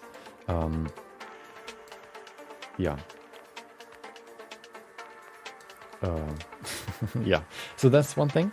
Another thing would be the ears. I think the ears usually flop down. Well, don't look at me like that. Hold on. Nope, that's not what I'm looking at. Oh, there it is. Oh, actually, I guess horse ears. Okay, they look pretty good. I think these ones are too high on the head. I think. So here's what I'm looking at right now. What I think this looks like from the front. Here's the horse head. Ooh. And then we have both ears right here. I think what you would have instead is something like that. And then one ear right here. Ooh. And the other ear right here. So they don't both sit at the apex. They sit on the side of the beginning of the apex, I guess. Yeah, there you go. If you want to see how I sculpt animals or different things like that, you can go to my stream archive channel, my old channel. It should be in the description. Usually, I think if you go a little further back, I have done like a quick sculpt every day for a year. No, yeah, for a year. 365 quick sculpts. And there were quite a few animals. You can go to my Instagram and see what day I did, you know, which one.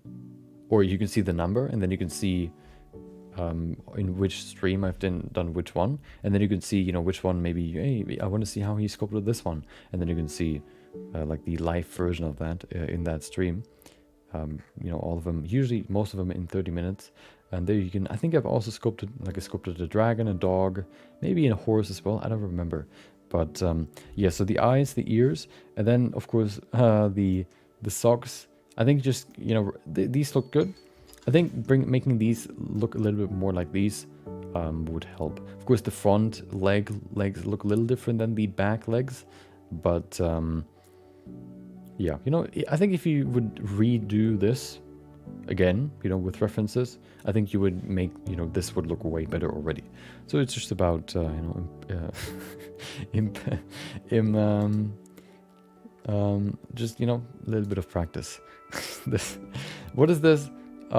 Isn't like, this reminds me of the Twitch, the Twitch meme of the dude. I think the Asian dude with the black leather mask on. That's what this reminds me of. Okay, I guess that's a horse hat. Horses with socks, peak Gen Z, man. Okay. I have such a foggy idea of what horses look like that if you told me their legs would look like that, I'd just take your word for it. Wait, didn't you know all horses wear socks? Oh, we have some socks right here. Well, okay. We've memed enough, okay.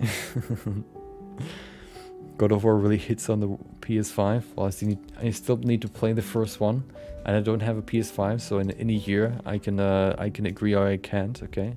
On my PC then, though.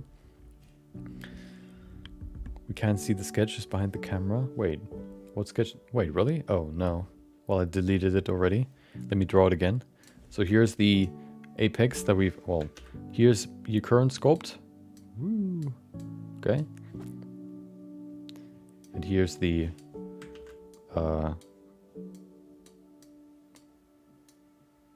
the improved version. And then we have the... horse eyes here. And then we have the horse nose here. Okay, that's what it looks like. Okay. Whoop. And then we have the mouth. Look at that beautiful horse. Isn't it beautiful? Looks like a pig. Okay, we should continue. Okay.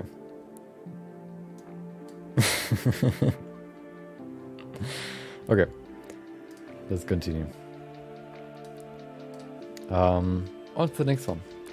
It's by Bonks, the one person that has just commented before, the comment who we have read for the candle. What did they say?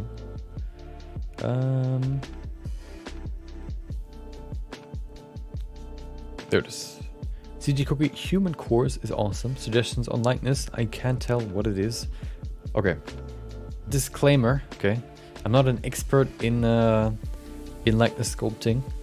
I have kind of given up on it. Well, I don't focus on it that much right now. Maybe I'll do it in the future.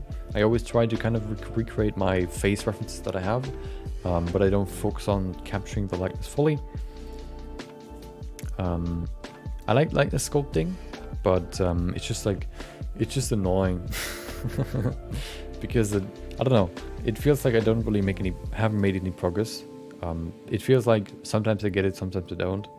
And I like to focus on creating characters rather than focusing on recreating the reference perfectly. So yeah, but I think with my understanding right now is likeness, you capture a likeness if you capture the biggest, I think if you capture the big to medium proportions of the face. So nose length, position of the eye, head length, basically all distances that you can measure in a face. You don't have to, of course, capture all of them, but the closer you get to capturing all of them correctly, the closer you get to likeness. So if you compare this one now to this one, let's see. So here's the original. Here's the original, the right side. The other one is the not original. Let's compare them. Hold on, I have a better view. What if we put them in here? There you go. Thank you for that block. Okay.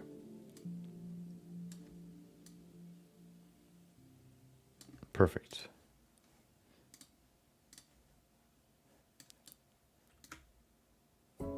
Okay, so here's the comparison. Well, that's kind of a... Okay, I need to do this, okay.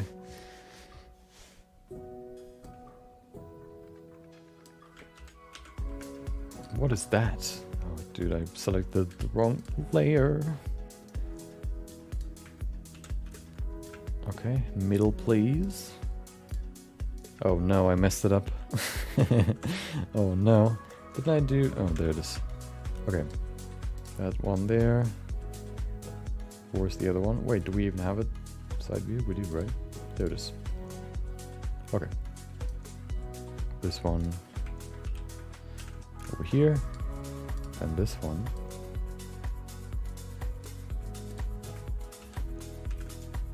Like that. Perfect. Okay.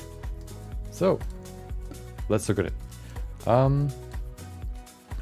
So here are the first few things that jump out to me. The face shape is a little different. I think that's the biggest thing that I see right now. So,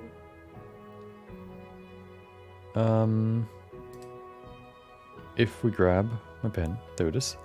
So let's look at the face shape. He has a, I guess, I don't know what the face shapes are, but he, what I see right now are the height, I guess, of the chin corner, which is like this area right here, which is right here. And the V shape for the chin would then look like that, and then here, and like that. So there's like a quite a steep angle. If you go to this one, we have the corner right here. So the angle is a little shallower. So it looks like more like that, and here it looks more like this. It's a difference, which means that the you can also see it if you compare the corner to the height of the mouth. Here we can see the corner is on height or a little lower than the mouth. Here you can see it is above the mouth. Here's the corner, woo, and the mouth is right there, on height or above that. That's the first thing that jumps out to me, which is quite a big difference actually, because that changes the face shape quite a lot. We can actually see if that makes a difference by going into the liquefy tool and then push that up a little bit. So we can make live changes. There you go. Okay, that's one thing. The eyes also look different. I think the jaw is a little wider. Okay. And then the eyes might be a little higher than they need to be. So if we freeze his nose, and then push down the eyes a little bit, I think we can get it a little closer. Eye height, I think, is the biggest thing that I struggle with when it comes to likeness. I always mess it up. Okay, just very slightly. Let's see.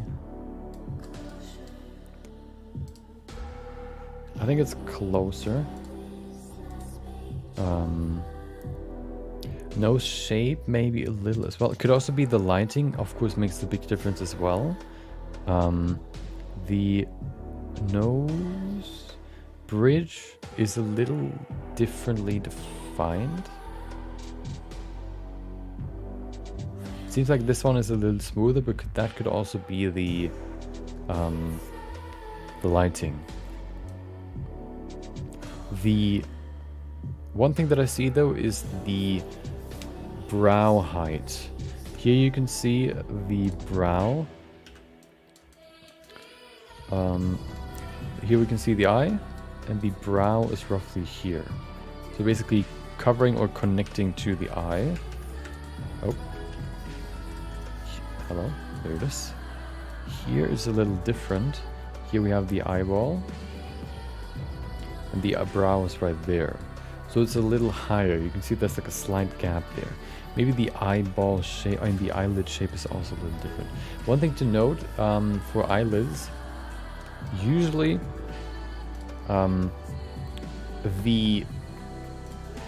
depends on how open the eye is, of course, but usually the upper eyelid is either has a stronger curve or a equally as strong curve as the lower eyelid. The upper eyelid curve is like that, with the apex where the eyelid, where the iris is. And the lower eyelid has like this little beginning right here, this little straight line, and then it goes down. Sometimes it goes like slightly down, and then the lowest point is somewhere further on the right, or sometimes it's like kind of in the middle. But it's usually never that strong, this curve. If we go here to my good old Pinterest reference board, if you want to use my references, Ed Noginau, like 70 other people, just Google this. Look this up on Pinterest. I think you need to have an account to follow, but Pinterest is a good reference site. Okay, and let's look at some faces. This one, for example. Let's draw. Of course, this is all anecdotal now if you look at these, but still, it is still good. Let's just take two. Okay, we don't have that much time. So here we can see straight, slide curve, and then this one, woo, all the way up, all the way down. So here we have a very strong curve at the top, very slight curve with a little, horizontal right there for the tear duct for the bottom. Let's look at the other one. This one. Straight, slight curve. Here, woo, nice little arch right there. The biggest difference Usually between eyes is where the corner of the eye on the outside is. So where the relation between the corner here and the corner here. Some people have, you know, the corner here lower than the other one. So it looks like they have like downturned eyes. Some people have them higher, so they have like upturned eyes. Upturned eyes, another thing that makes the character look more feminine. Yeah, so it could also be, it could also look like that a little bit. Well, like that a little bit. It's not as extreme, of course. Like that. Or it could look... Oh, sometimes it's actually almost straight. And then it goes up. So it looks a little bit more like that. This also oftentimes makes people look more happy, I guess. If they have upturned eyes. Yep.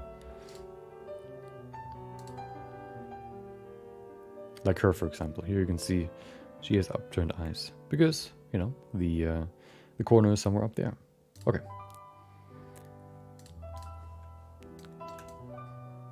Yeah, just a few things.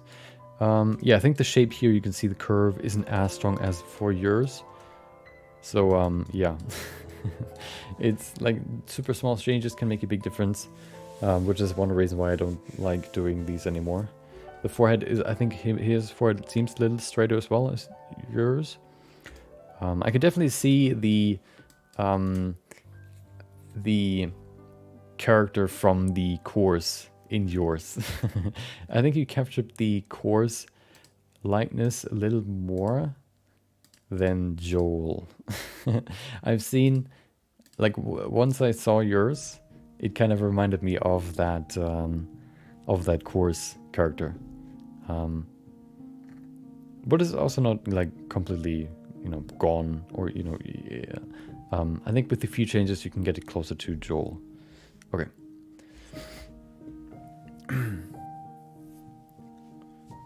When join the other mesh scoped object, my computer is crash. I guess by remeshing, well, I guess you need to use higher resolutions. Looks like a pig. Yeah. A poo piglet.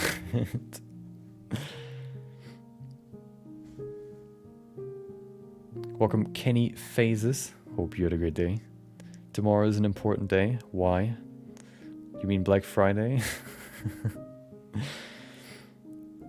Looks more like Gordon Freeman.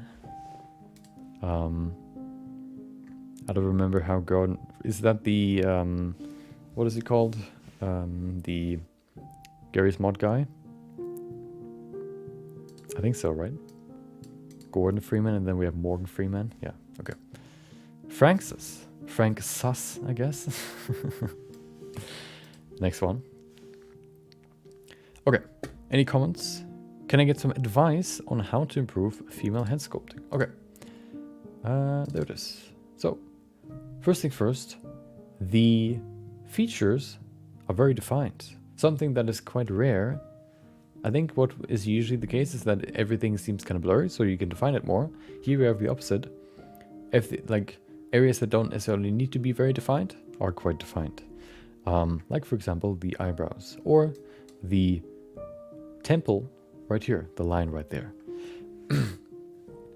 The temple line, I think, isn't necessarily that bad. I think that could work that way. I think the nose bridge as well as the eyebrows are a little too defined. The definition usually comes from the shapes and how they merge together.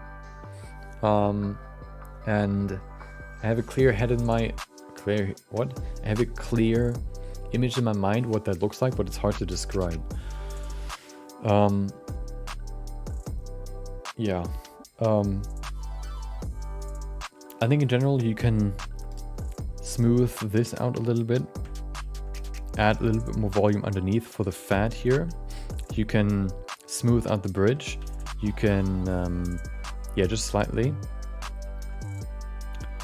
You can probably add like a sharper crease for the nostril. It looks a little bit smooth out right now. Maybe even for the bottom, like the root of the nose. Let's look at the other one. And the ear looks a little unfinished here in the middle. The ear, I think, could use some more definition. The structure isn't that clear, especially like on the inside and the, you know, the close area to the head. Usually this one goes into the middle, and we have like the ear shape right there, and then we have this, that, whoop, and that's about it. It goes more like that, and then this.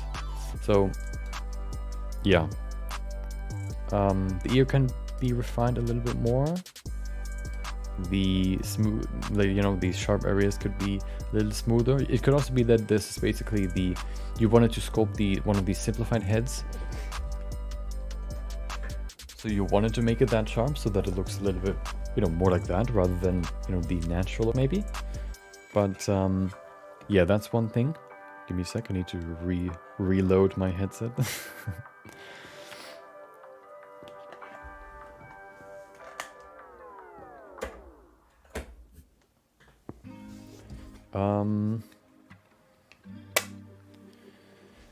And other than that, the head shape looks pretty good. I don't think I have too much to say about the head shape. It might be quite long, but I think it works. The ear should be roughly in the middle of the head, looking from left to right. Maybe it's a little further to the front. You could maybe push this area here, this area, a little further forward, just slightly.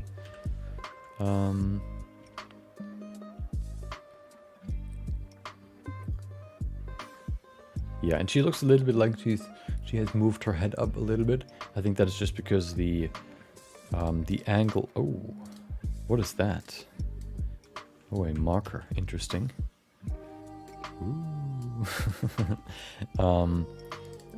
What is that? Oh, text pro feature. I'm not a pro. Sorry. The angle right. Okay. The angle right here is quite upturned. Once again, upturned. Bringing it horizontal or down could make it look a little bit more, I guess, like she's facing forward. Yeah. Oh, and then one more thing.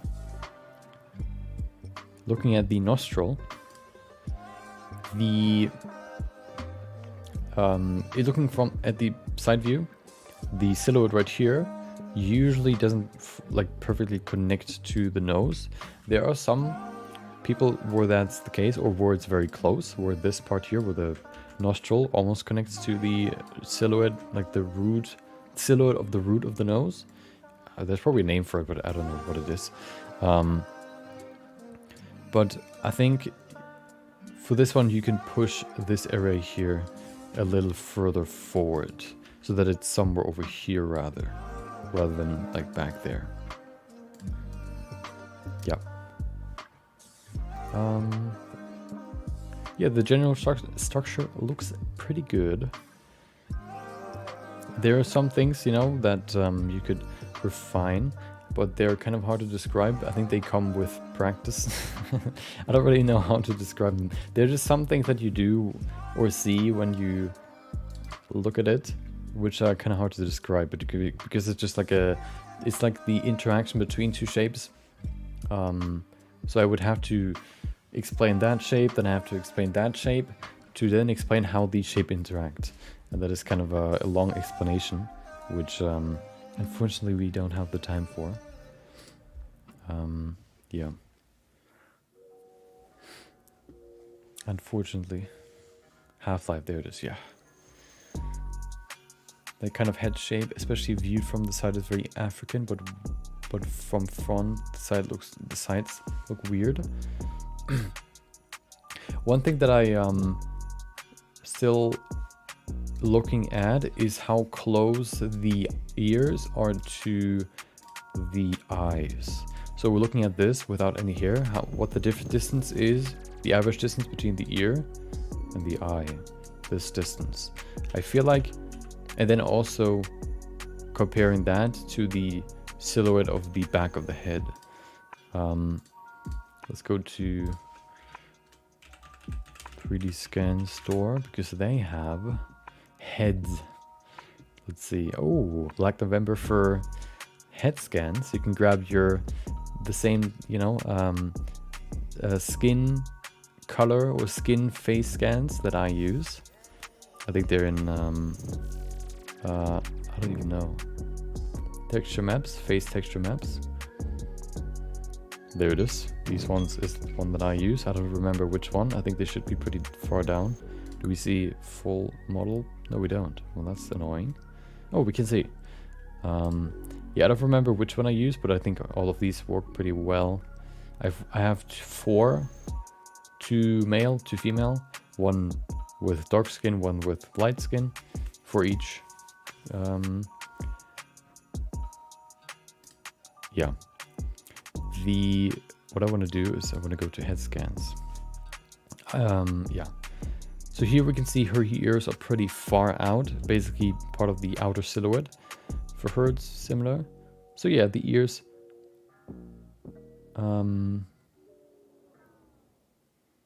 Yeah, I'm still analyzing that area. Okay, so I don't want to do any big or don't want to set any rules there, but that's something I'm looking at as well. But it doesn't seem too crazy here. Yeah. Okay. The next one is by Sumi Rupi with this mechanical character. There it is. With the buns hanging out. Not all parts are mirrored yet. Jet. There you go. Any thoughts? Okay. Let's look at it. Okay.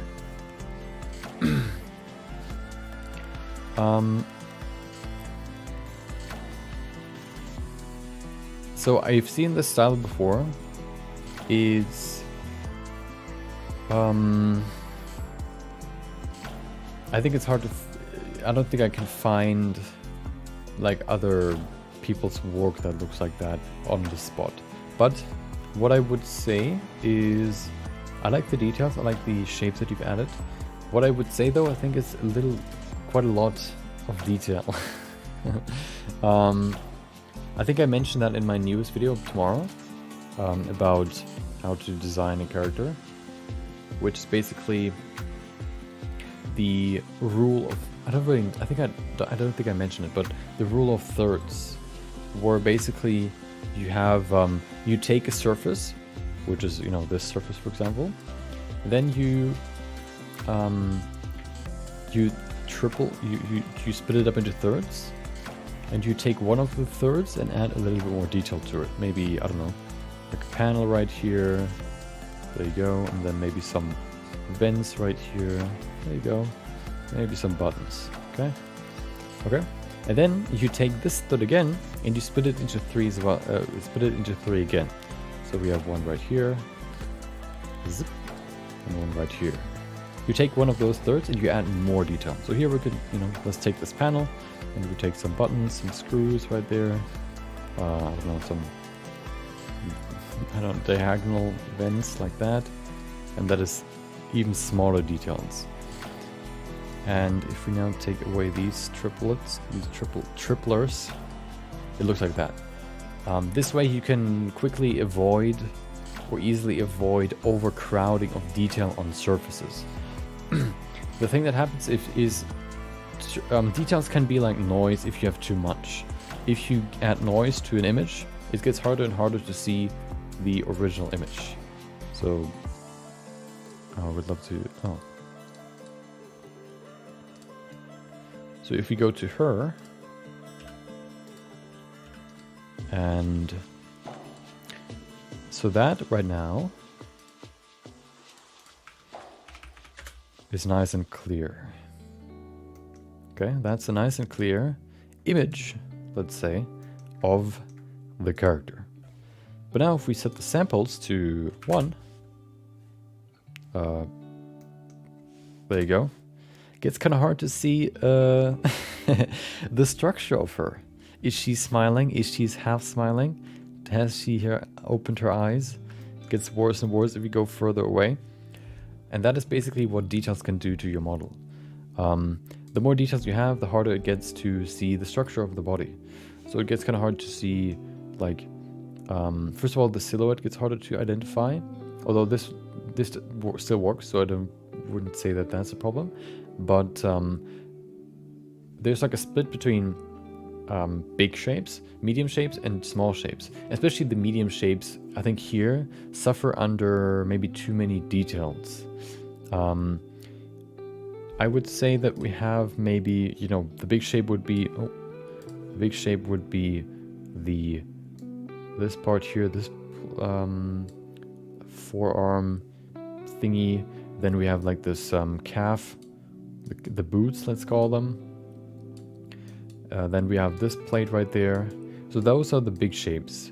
I think they are still readable. Not perfectly, but they're still readable. And then we come to splitting it up into medium shapes. I think you have one right here. Maybe. And here. And those medium shapes are then split into smaller details. Right there, we have some like there, there, and there. Which is why these details, why these medium shapes are hard to see. I think there's a little bit too much detail. I think keeping some areas smooth can help make it look more clear.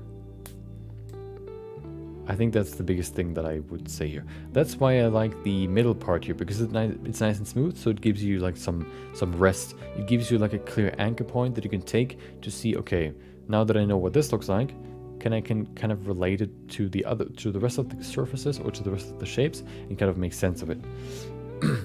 I actually just noticed that there are like thrusters right here. I didn't really notice it before. Yeah, so I think a few lesser details can help. I don't remember. I don't remember the name. Let's just go for. Oh. Well, no. Usually. Let's look at those. So here we can see that quite well. Mechs can be pretty, you know, detailed, but here we can see. Biggest shape, of course, here would be all of this. Whoop. Okay. Medium shapes would be breaking this up into maybe thirds here. Okay. And then we have some smaller details right here. Here, these super small details. And here we don't really have any. Which leaves us with some nice rest in between all those details. To still be able to see the bigger shapes. Yeah. I think that's the biggest thing that I could say here. Maybe removing some of these details just to kind of make it a little clearer. Okay. On to the next one. The next one is by Shitail with a head. There's the head looking at us ominously. Actually, not looking at us. It looks kind of like it's looking, you know, somewhere, I guess. Well, it's looking at me right here. Hello. But it's not really looking at the camera. Okay. First thing that I want to mention is the skin looks very, very defined. Or the pores are very, very visible. I think you can reduce the strength a little bit. So here, for example, the pores aren't really visible if you're far away, but if you go closer, you can see. We can see some nice pores right here. And the way you can fix or you can adjust it is with the bump, distance, or strength. I like to use distance. I don't know why. I'd switch to that at some point. I think there's a difference between the two, but I don't remember what it is. Let's just change the strength maybe to, for example, 5. You can see it's way stronger. It also diffuses, or having a stronger bump also increases the roughness. But if you set this to 0.1 now, for example, it's nice and it's very smooth. I think yours is probably right now at like 4, but it could probably be at 1. Yeah, so just kind of reducing the strength a little bit, or the distance, I think can help here.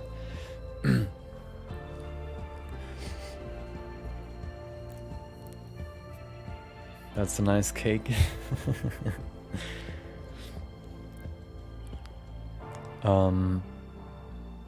The other thing is, which is something that is kind of, well, I think the subsurface scattering colors look a little off.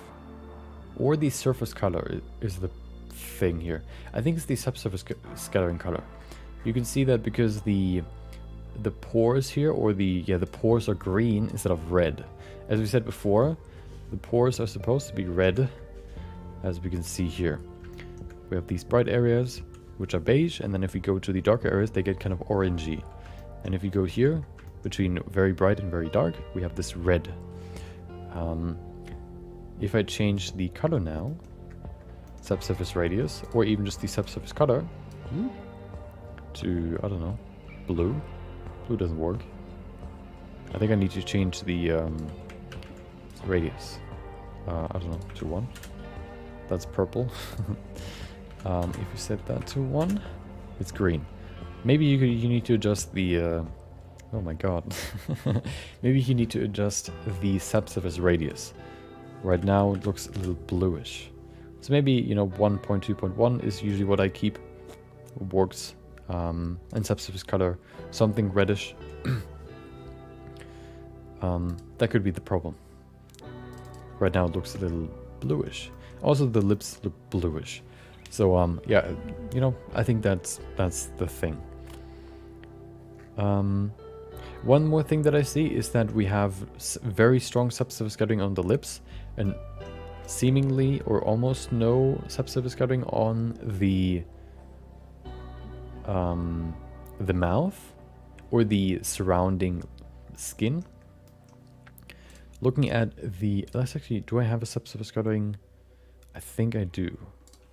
Let's look at the subsurface scattering map for this. There you go. It's a little blurrier so that we have a smoother transition from subsurface scattering to no subsurface scattering. Of course, there isn't no subsurface scattering. Afterwards, I add some subsurface scattering in between, but I begin with full black and full white so that I can use the whole range of the values. Yeah, so that's what my subsurface scattering looks like. Ears full on, nose quite a lot, and then of course the eyelids as well as the lips, and then a little bit on the cheeks. I mean chin and the cheeks here as well. Basically all areas where there's no bone, there's the most subsurface scattering.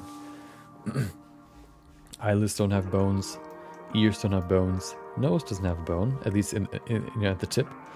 And then the lips as well. So that's why that looks like that. And then of course here as well, because there's like the, well, I guess a little bit, yeah, there's no bone right here because it's the cheek.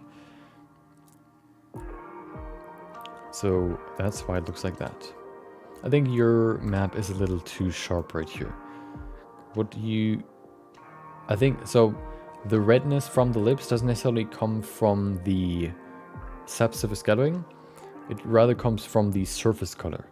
So when I sculpt, or when I paint my characters, or when I use the texture, the color, when I create the color for my character, that's what the color looks like. So they're inherently, the surface is inherently redder compared to the rest of the skin. So that it looks like that. Rather than completely grabbing or completely, making the lips red with subsurface scattering, the surface is actually redder as well. Because the lips are basically the inside of the mouth turned inside out. Yeah.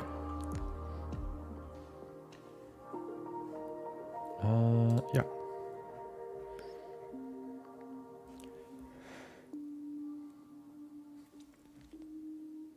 I think it's kind of it's harder to see here with the render, but I think the structure of the face, it looks good. I think it can be improved a little bit. Like the fan pad here, for example. Oh. Fan pad here could be defined a little bit more so that we have like this line right there. This looks pretty good. The nose, maybe a little bit. The structure here at the tip looks a little off, but that one is hard to describe because there are very small bits and parts that are creating this the nose tip. And then maybe the brow ridge as well. Usually you have the sharpest part of the brow is here in this area in the middle, and then it gets smoother and smoother as it goes to the outside. Here it looks like the sharpest area is here, and then its smoothest area is somewhere over here. It also looks like the eyebrows higher here than it is here. I think you kind of want to shift that around a little bit. If you move, like somebody looking sad is because they move the muscles on top of the bone rather than the bone itself. Maybe there are people that have bones, like their skull looks sad, but this looks maybe a little extreme. Yeah. So maybe bring this area a little higher, and this area maybe a little lower, or even just this area a little lower could help. Yeah. Okay. On to the next one. Also, by the way, if you want to get this head, which is perfectly, okay, perfectly flawlessly retopologized by me. Okay, no flaws whatsoever. I try to make the ear, try to retopologize the ear as perfectly as possible, so that you have as many, so that you can basically cut off the ear without hurting anything. So you can have like these perfect circles right here. Here, for example, kind of hard to see you there, but that looks scary. But yeah, so you can grab this face or this head from my emotion, what is it called? Facial expressions guide video. There I have a download link to, I think, this file. Not this file, but the character. So you can grab it there. Okay. On to the next one. The next one is Playtor. There it is. Did you use 3-point lighting in this render? This one. I have so let's go through the lights. I have 3 lights. This one isn't, well, here's the first one coming from the front, so that we have some light, so that I can define which areas are supposed to be lit and which ones aren't, so I can define the structure of the face quite well. So I could define, oh, is it supposed to be scary? I'll put it at the bottom. If it's supposed to be more natural, I can put it at the top, or I can put it to the sides, which is what I usually like to do. There's like this famous lighting where you place it somewhere over here, so that you have this triangle right there on one cheek. But I placed it a little bit closer there. Then I have a light in the back, so that I have like a nice edge light around the character. I did that here because I wanted to have like a nice strong contrast between the head and the background, because this one was supposed to be for the thumbnail. And then we have another light right here to just add you know, more highlight, like an actual highlight to this side of the face. Otherwise it looks kind of flat. Yeah. Okay. Playtor comments. What is the comment? Let's see. Oh, and one more thing here. Keep in mind that you can use the eyeliner, the black of the eyeliner, to remove some subsurface scattering from the eyeliner. Usually eyeliner is like coat on top of this, like on top of the skin, which means that there's less subsurface scattering there. If you don't do that, it looks kind of weird, because then the black turns into red a little bit, which makes it look a little bit more unnatural. There it is, the Joker. Hello everyone, can you give any advice on how to improve my sculpt? No, I can't, I'm sorry. I'm not here to improve your sculpt, okay? I'm here to improve your gardening skills. I tried to sculpt Todd Phillips' face, but with my content. Todd Phillip, if only I knew names. Is that the right pronunciation thing? Okay. Is that him? I would guess that's him.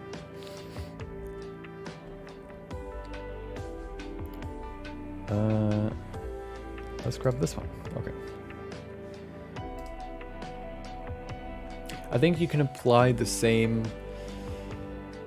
principles that we talked about in the last likeness, you know, sculpting, for the last likeness sculpting piece, for this one as well, you know, when it comes to figuring out the perfect distances and all that, and shapes. I think that applies to this one as well. I don't think the it could also just be the makeup, but even looking at the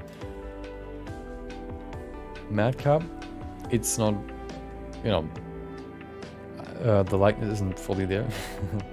But looking at the rest of it, let's look at the final render actually.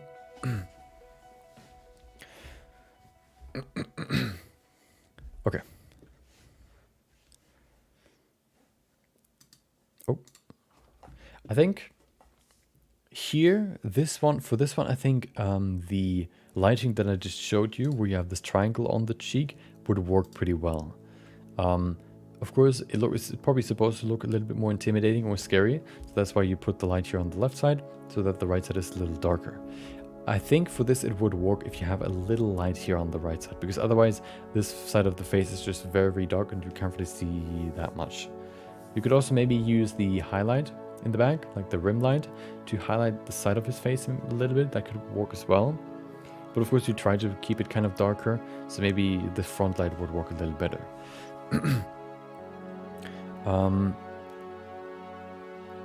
What could also work would be to place the light from the front a little higher, so that the eyes are kind of shaded in, like so that the shadows sit on top of the eyes, so that you can't see the eyes that well. This way you could make it look a little bit more scary.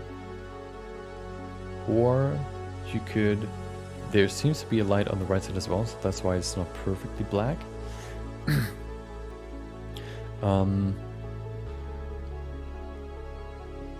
I think it makes sense. I think you can make it a little darker, actually.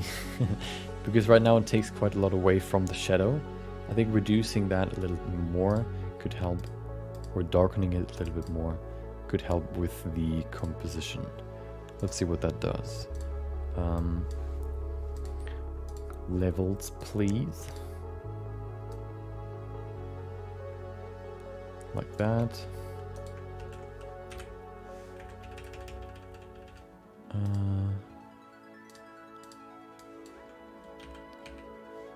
Wait. Why am I not drawing? What's going on here? Oh.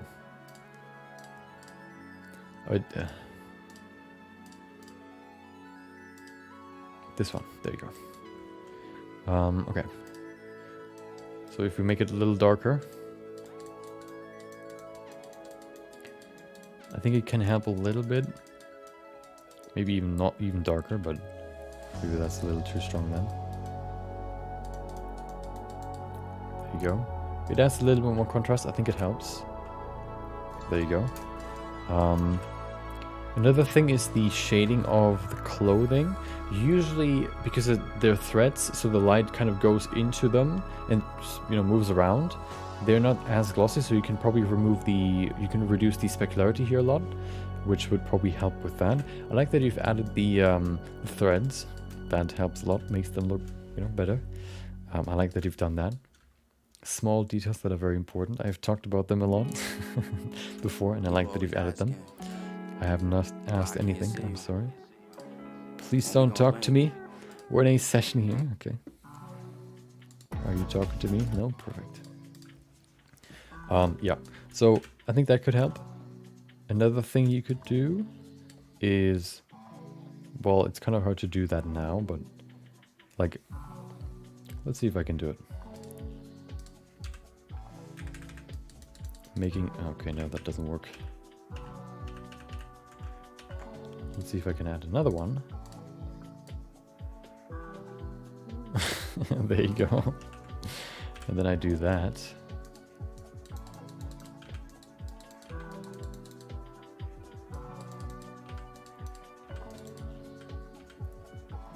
Okay. Looks kind of scary. That could also help. Of course, the lighting, you know, doesn't look like real lighting because it's not. But kind of making the shading so that the shadows are on his eyes can also help with making it look more scary and ominous.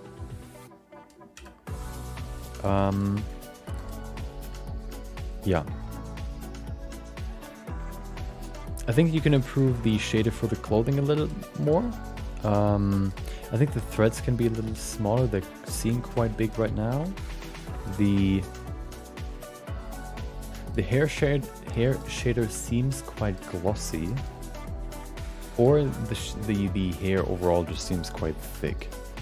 And that could just be a limitation on, you know, your end with hardware.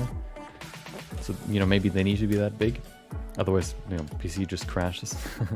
But, yeah, they're quite thick right now, which I think kind of takes away from the realism. But, you know, if there's nothing you can do, then, you know, there's nothing you can do. If you can do something, then I would probably recommend just changing the thickness and maybe adding a few more so that it doesn't get too thin. Yeah. And then I think maybe making them a little rougher can help as well. Right now they're quite glossy. Yeah, hair shader is still something that I'm playing around with. I don't have a perfect hair shader yet. I'm still playing around with the perfect roughness values. So I don't want to give too many, like, you know, I don't want to give too many, I guess, prescriptions.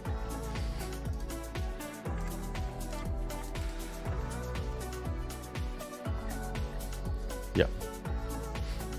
But the overall face structure, of course, looks nice. Maybe looking at some, like, the folds for the clothing would be another thing you could look at. Right now, it's like, well, the folds aren't necessarily there. You've added some sort of structure changes, but they don't necessarily look like... Please. Nobody's blessed in here, okay? There you go. Yeah, I think looking at folds would also help this. Yeah. Okay. Oh. Gotta get back on that modeling grind. Really hope to get roasted by you in the future and learn something new. Struggling with hair grooming. Oh. Hopefully you have seen my hair tutorial. There I basically explain everything that I know. Or, you know, most of it. Do you use dynamic topology or you remesh progressively? I start with dynamic topology to create the basic shape. Then I retopologize it to define or to refine the shape. And then if I want to go into very fine details, I use dynamic topology again. If you want to, you know, hear me explain why a little bit more, you can look at you can watch my dynamic topology versus what is it called? Dyntopo versus remeshing video. It's a line in the thumbnail. Welcome Angel Ock there. Hopefully you had a great day. Joaquin. Oh, okay. Well, it looks more like him than the other dude. Yeah. I don't know if he, you know, I don't have any references right now, so I can't really judge the likeness that much, but it definitely looks closer to him than the other dude. Okay.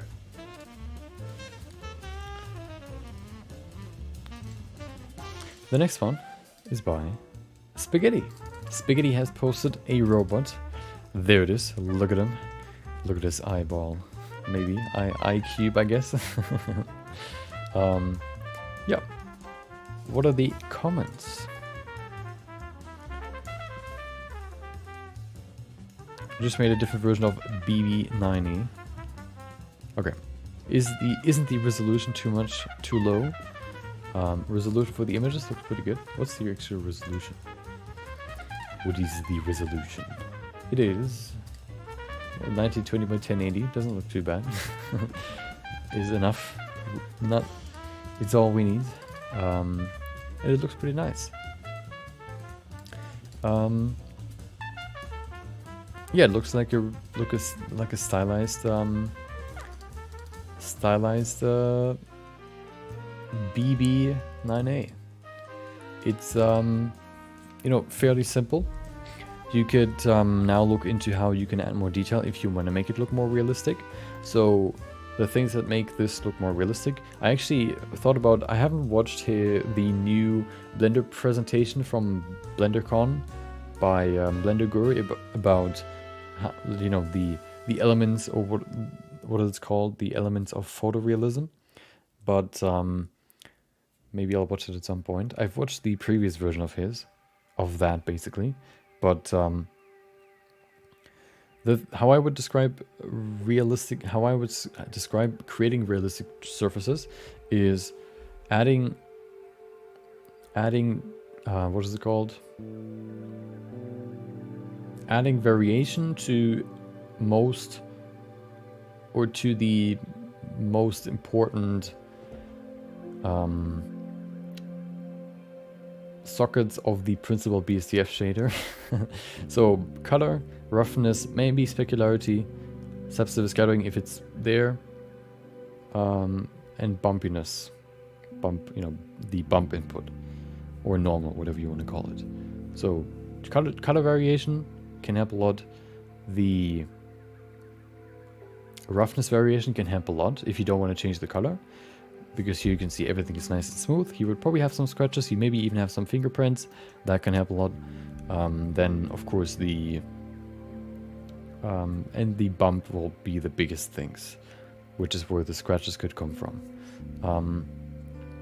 Other things you could look at is more details, like screws and bolts and nuts and buttons or lights or whatever, to just give it a little bit more details. Maybe split this up into smaller panels so that it's not just one round cylinder.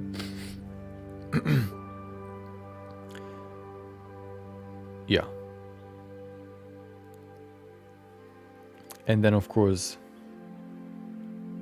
yeah, so the biggest thing, if you use the principal BSDF shader, you have the basics of realism already there, like Fresnel, for example, but there are other things that you need to plug in afterwards. Yeah, so the base shape, the beginning looks good. If it's supposed to be more realistic, then there's more you can do. Yeah.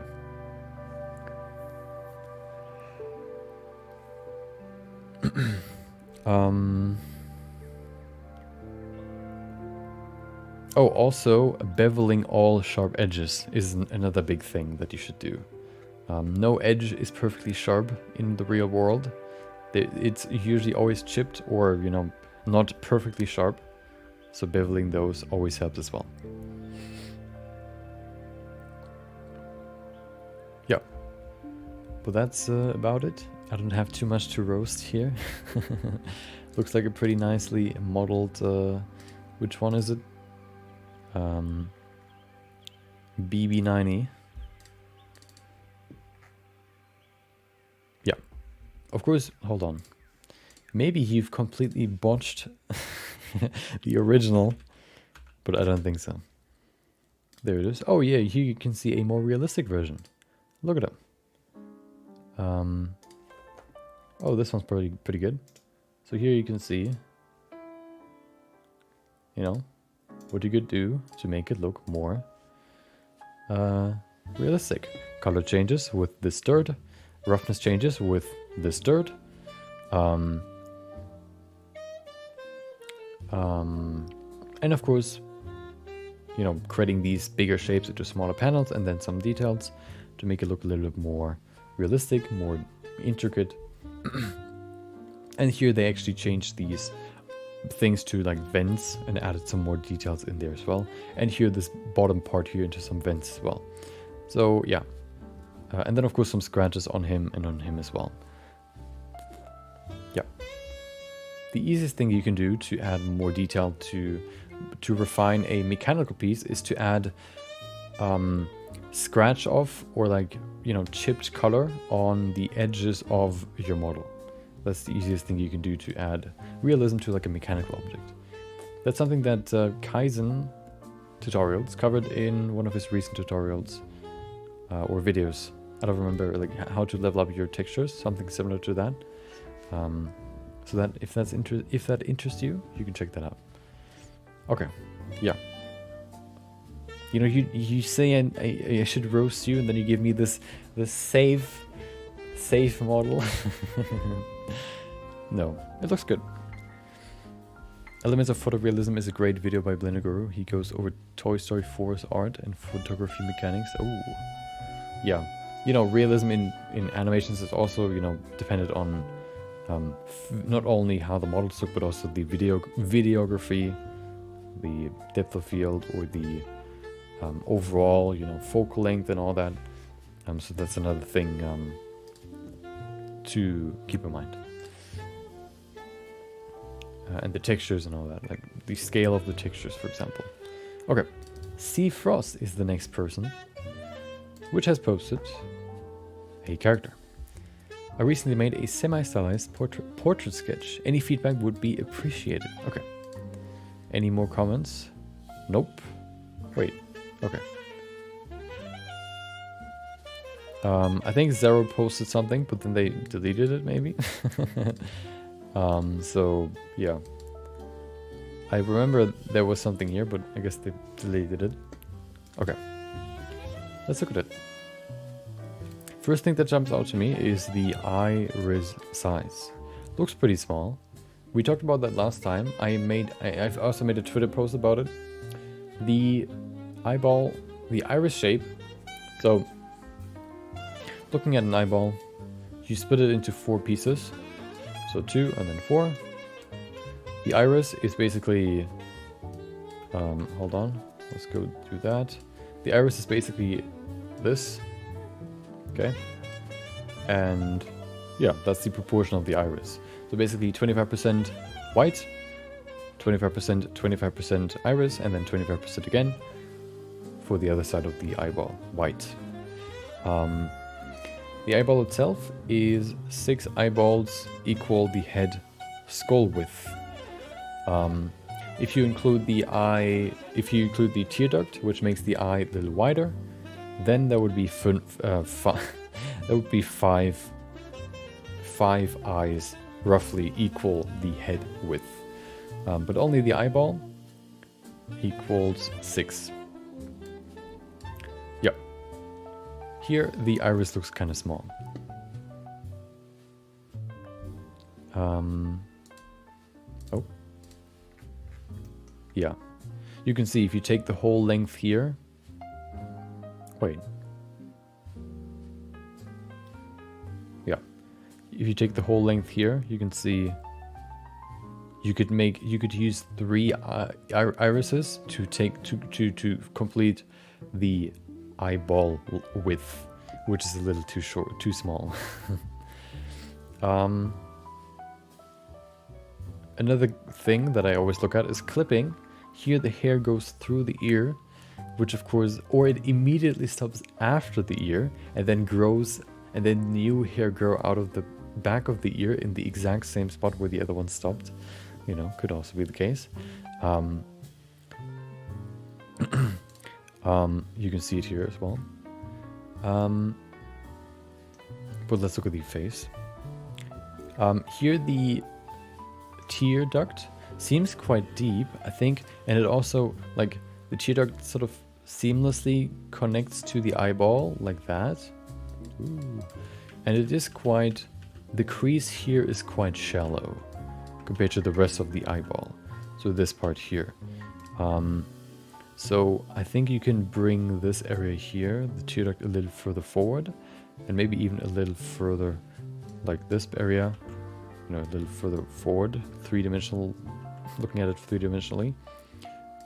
Forward.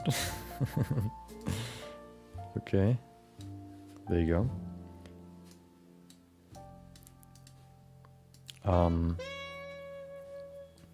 And then also maybe a little further left, a little bit maybe, and maybe a little higher. It seems like it goes quite far down. Sometimes it goes a little lower, but sometimes usually it stays pretty horizontal. I think here it goes quite far down. You can probably bring it up a little bit as well. Yeah.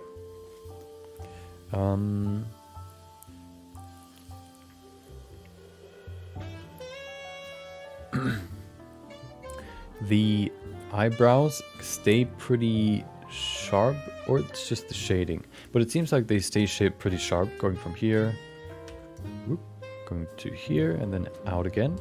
I think this area here could be a little smoother.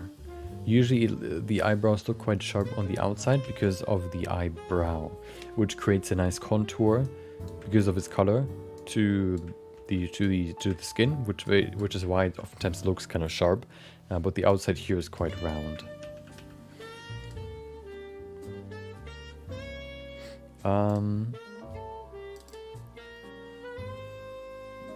One thing that I could see maybe is that the head is quite high. Looking at so yeah, it seems like here's the ending. If we draw the head shape right now, it would look like that. Well, let's try that again. Like that, maybe. Which maybe is a little too high. Actually, no, maybe not. Maybe it's just quite, you know, she has just like a slim head. It doesn't necessarily look too much, but maybe if you remove the hair, it seems quite high. It's kind of hard to see from this, you know. But it doesn't necessarily seem that way looking at the side view. Yeah. The profile looks pretty good as well. We have a nice distance here, so it's not too close. Lips look pretty good as well. Oftentimes you have a sort of sharp angle here for the lip, but I guess that's also kind of, you know, it's not always the case, so it's, you know, it looks good like that. This area looks pretty good as well.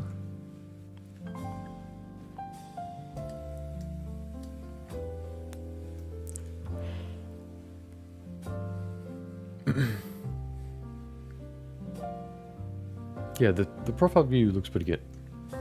Not too much to say about there. Maybe the nose shape here, but I don't think there's. Yeah, I don't think it's bad. Maybe you could bring the the nose holes a little further forward so that they don't end here, but rather somewhere over here, just a little further forward. Maybe that could help. But yeah.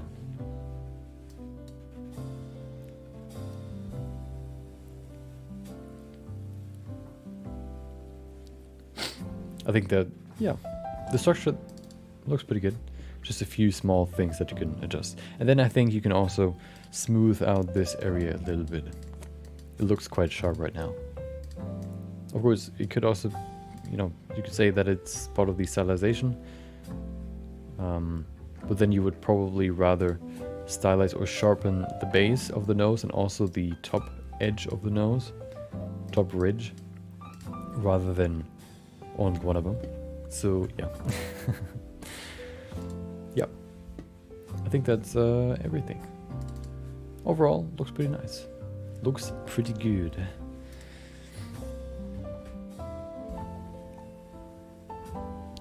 I think they said she was supposed to be around 9 or 10. You mean here? Yeah, you know, Zaro deleted the character, so there's nothing we can look at that's supposed to be 9 or 10. Welcome to Toad9. Hope you had a great day.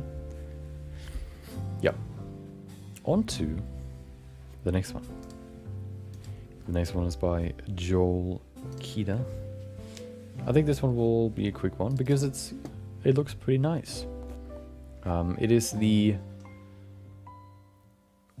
finished bug, and for that they have in the beginning struggled with how to do the retopology. It looks pretty good. Yeah, they kept the details by using by using edge flow.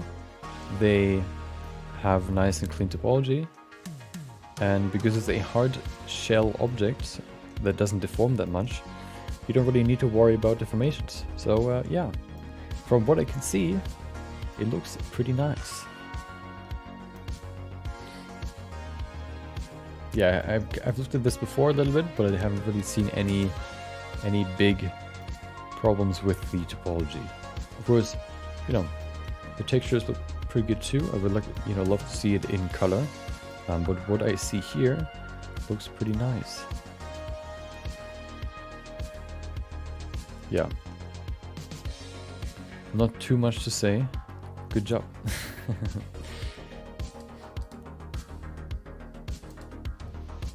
Next one. Yaw CG. Posted 3 pieces. I think one of them we've already seen, this one. I don't know, I would probably have to compare them to kind of see the changes. Let's begin with this one first. First of all, topology. Looks nice. Not too much to say there. I think, the topology, I don't really see any problems here. Nope. I can't really see anything right now. So, let's go to the full render. There you go. Looks pretty nice as well. I like all the textures. Looks pretty realistic overall. I wonder if you've added the smoke in Blender as well. Probably not, right? You've probably added it afterwards. I don't really know. Can you create smoke like that in Blender? I guess with smoke simulations. But that sounds kind of like a pain. Instead of just grabbing like a smoke image, putting that on top of the of the render. Yeah, looks pretty nice. I like this, like all the details here with this broken glass and these roughness changes here, and color changes of course as well. I wonder how this thing works, if it's connected to the lips or whatever. Like all the textures here as well.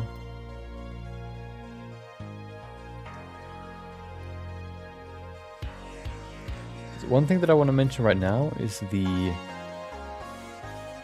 fabric. The bump map of the fabric looks a little like it's lacking depth in the deep parts. What I mean is, looking at the depth map, we can see we have some nice bumps right here. And then we have some, deeper parts. But it looks like the deeper parts have been clipped. So usually what you would see is, we have the bump and then you have the crease, which looks like this, in between the bumps. But here it looks like we have a bump. Well, yeah, we have a bump. And then the crease is just flattened. And then we have a bump again. Which is, of course, which is kind of what I feel like I see here. Where the deeper parts that should be a little deeper don't go as deep as I would expect them to in some areas here. Of course, that's a very nitpicky thing, but still, okay. That's just a small thing that I see here for the fabric. Otherwise, it looks pretty nice. Nice use of depth of field, make it look more realistic, but not too crazy. The hair also looks pretty nice, pretty realistic.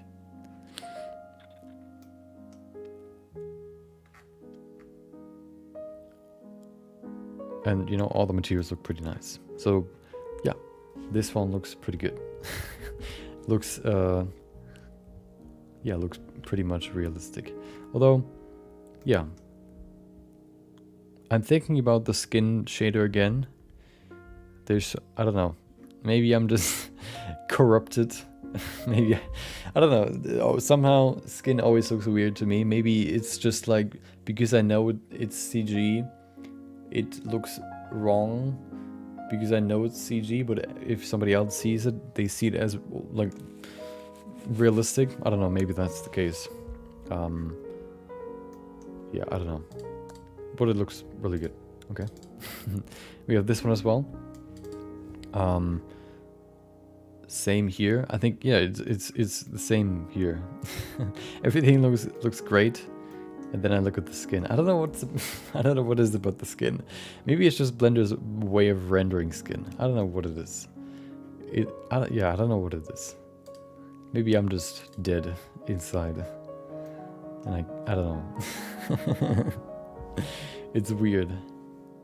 Something that I noticed recently is that somehow for Blender super scattering, the eyes always get super red, even though they shouldn't necessarily be that red. Yeah, it's weird. And then number 3, the vampire. Ooh. I don't remember which one's the newest version. I think it's this one. No, not this one. I guess it's this one.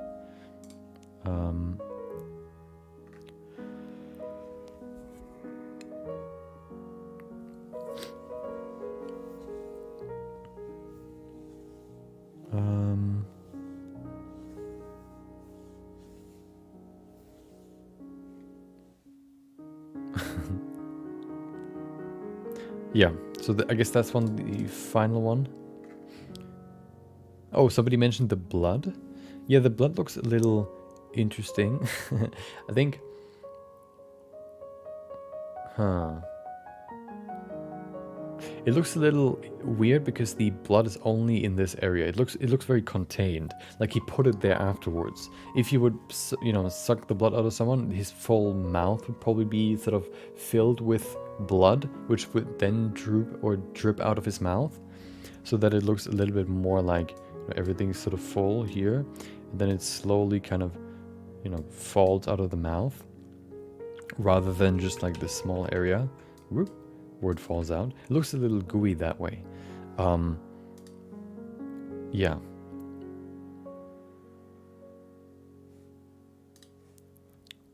That's just one small thing that I see here.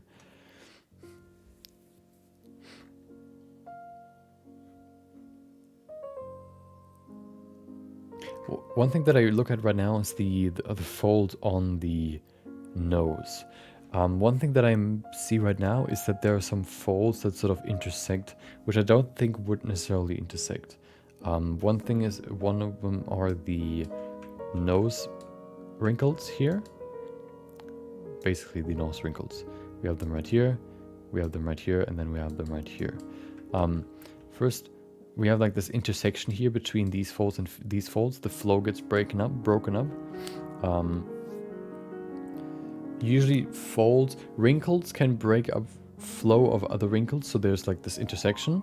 But if you have folds, well, which are wrinkles, like there are wrinkles that are like baked into the skin, which is what you can see for old people, and then there are the wrinkles that you have because you move your face.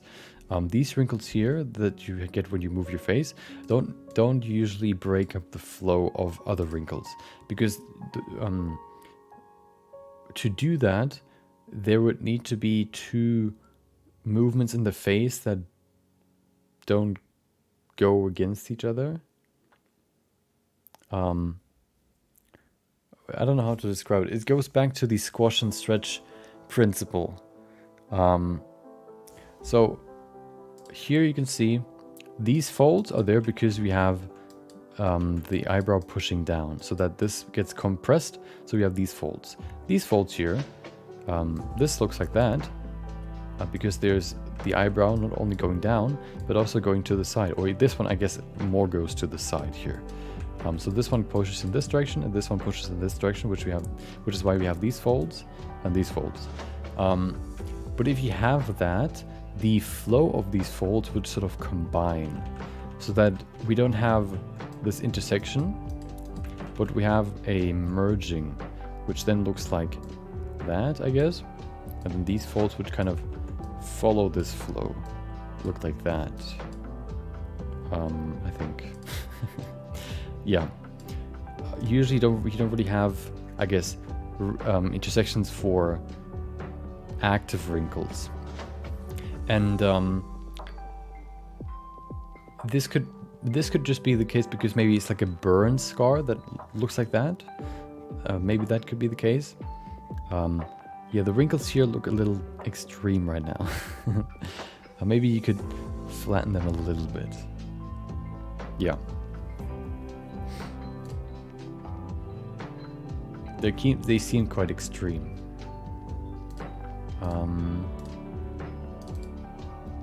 Yeah, but this one, yeah, I don't have too much to say about this one. Just the skin, I don't know, the skin, I guess it's my head, maybe. Something about the skin, but I don't know what it is. Maybe it's my eyes.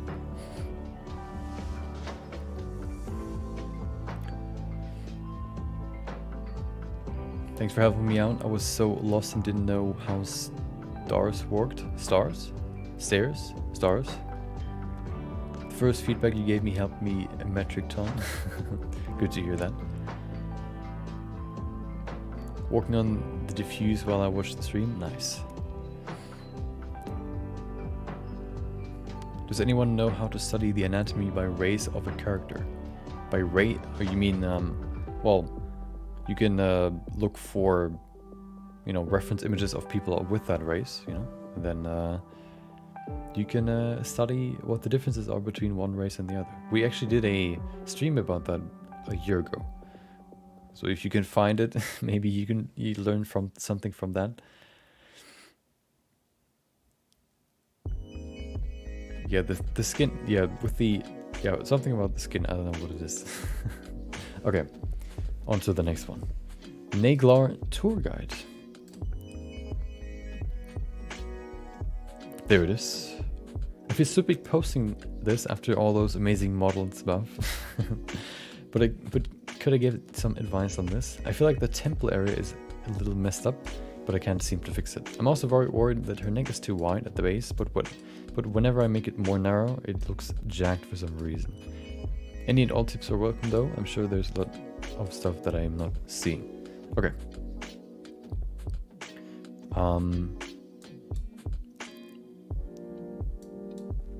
Yeah, if your character looks too jacked, usually that doesn't come from the neck. If the neck is wide, that usually makes the character look jacked. If the traps have like this V shape or too much volume, that's usually how somebody looks jacked, looking at their neck.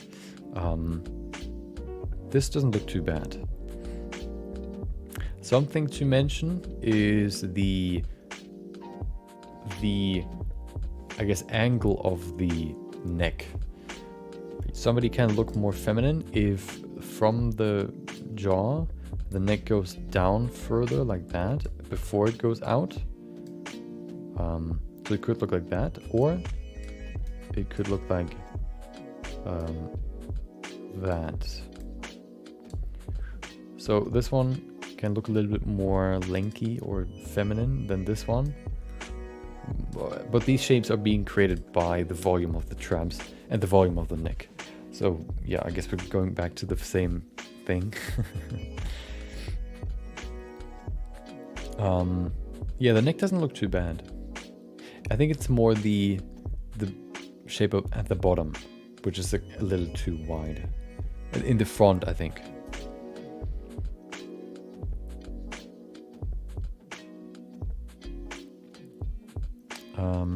And also what Lego Robot says, the head will look a little larger in comparison with the hair once you add the hair, which you've done later. There you go. Here I think this works better.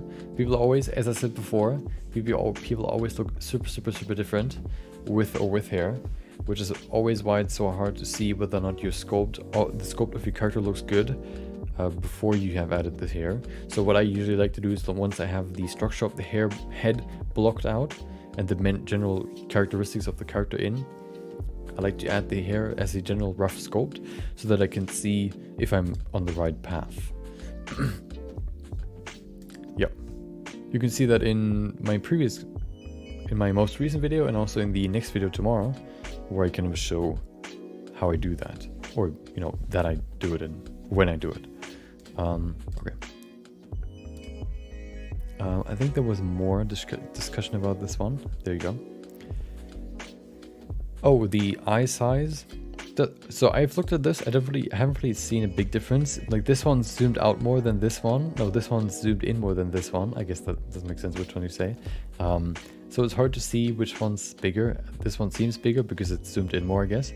It doesn't really make a huge difference. Women, I think, can have kind of like there's always a percentage that makes the character look more feminine or masculine. If like you have a group of things that can make something, a neutral face, more feminine or more masculine. A feminine face can have masculine traits if the majority of the traits are feminine looking. A masculine man can still look masculine even though they have some feminine traits. It's always about the combination of all the things that can make a character look more feminine or masculine. This looks pretty feminine. I don't really, especially, the easiest thing you can do is turning up the eye so that the corner of the eye is higher than the outer corner is higher than the lower corner, which you've done here, which helps. Another thing, of course, is the size of the lips can oftentimes help. The size of the eyes can sometimes help, which you've done here a little bit. but it's not necessarily a huge thing. I think the shape changes helps more. Same for the eyebrow shape. And then the general roundness of the face. So, this one's actually kind of interesting because you wanted to make her... Hello? Where's the music? I need some music. Okay, thank you. I need more. Okay.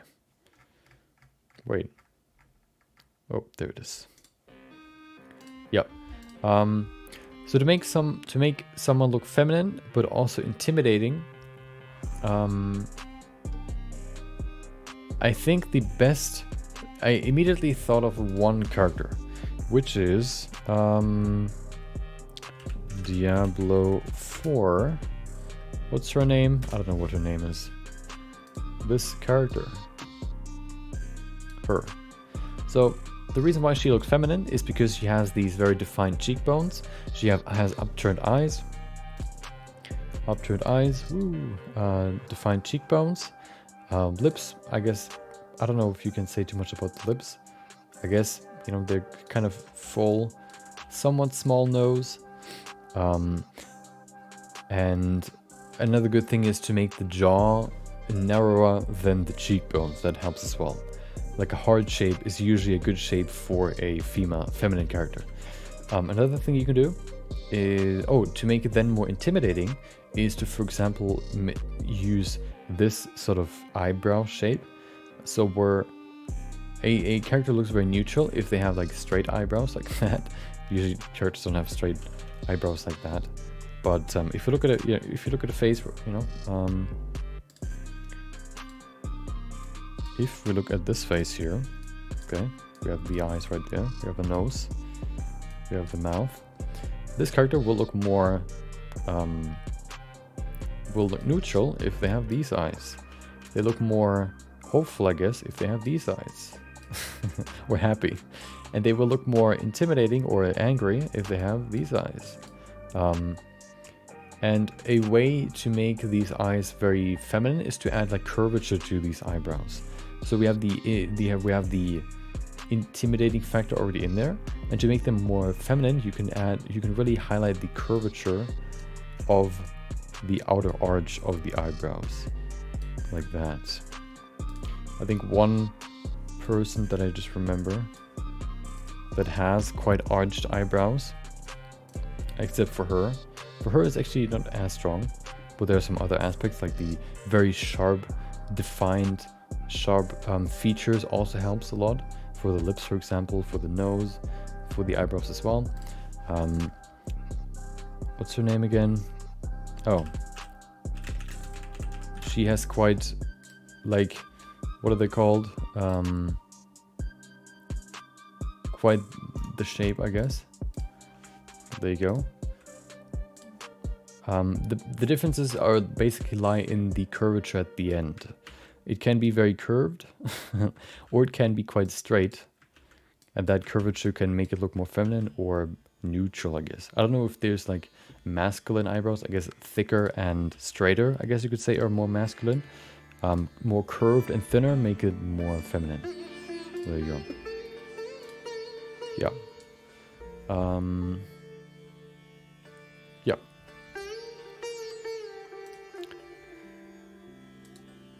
Yeah. Oh, of course, eyelashes help as well. But those usually only help to make the eyes bigger, but also add more depth into the eyes. Okay.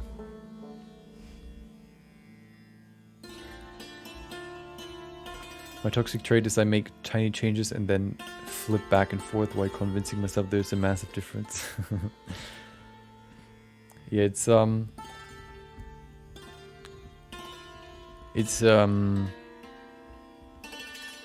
you know, it's just uncertainness, I guess.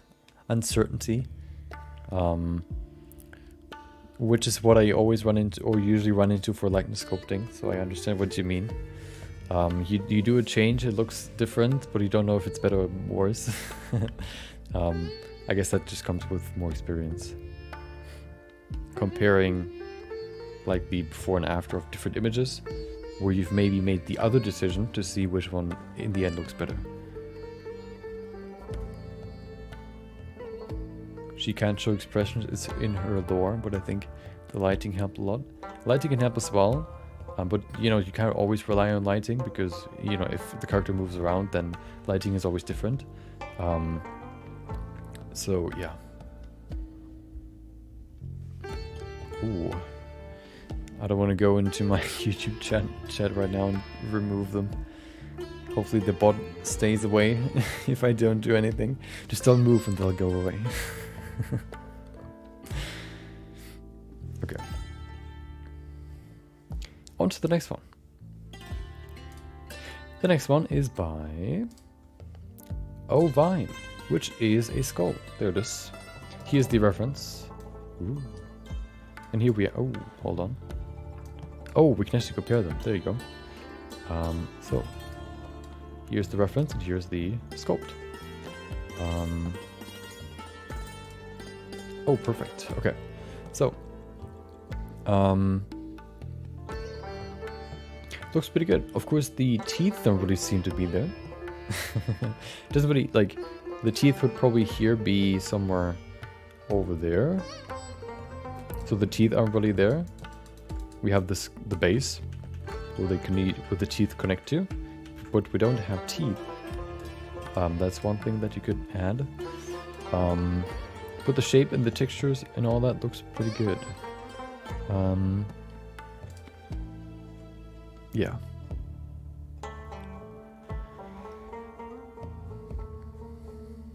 Yeah, it looks pretty good. I don't really know. Maybe the... Let me see the front view as well.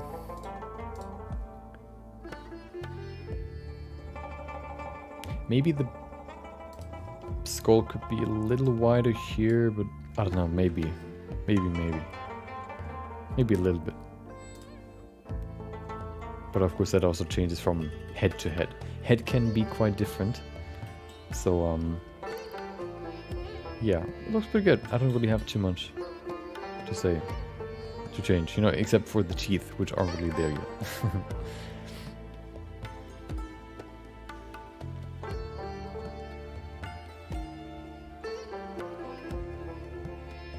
Yeah.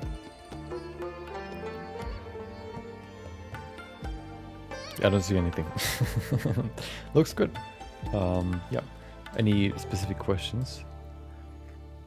Here. Recently started studying anatomy, starting with the structure of the skull, and this is my 4th sculpture, not finished yet. I have to do the dental arc, your appointment on the skull, and a few other things. Your appointments? What does that mean? If anyone can give feedback about my model, I appreciate it. Specifying, I'm asking for feedback about the proportions and if they are similar with the photo I'm using for the model. Okay, let's look at the anatomy real quick again. I mean the proportions. I think the jaw would be a little... So it seems like the arch here at the bottom goes like that. Here the arch is a little straighter. I think you can bring it down a little bit, and that probably also helps because the teeth that you will then add afterwards, or that would be here, would be quite long. So you would probably want to arch down just slightly. Like this line right here.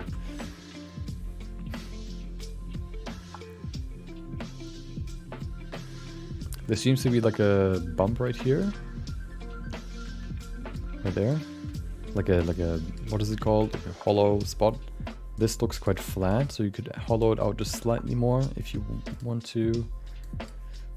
You know, that's always different, but you know, looking at the references, and if you want to perfectly represent the references, that's one thing. Another thing is that the cheekbone, looking at the skull from up top, oftentimes arches outwards a little bit. So looking at the skull, which usually, you know, looks like that, for example. Okay, horrible, looks like a bean, but still, okay. The eyes are here, looking in this direction.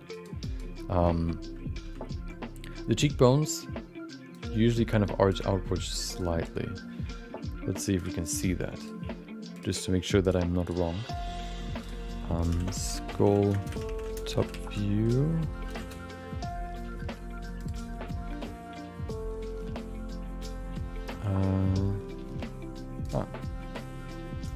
There it is. The reason why they do, right there, you can see it. The reason why they do that is because we have muscles that sit. We have muscles that sit right here, and they go all the way down to the jaw and pull the jaw up. You can see that if you open or close your mouth, you can see like this part here, the temple hollowing out more when you open your mouth. It's kind of hard to see sometimes, but you can definitely see movement there. And that is because there's a muscle that is right here that goes all the way to the jaw. And the way it does that is because it sits right here and then goes through the whole of the cheekbone. Yeah.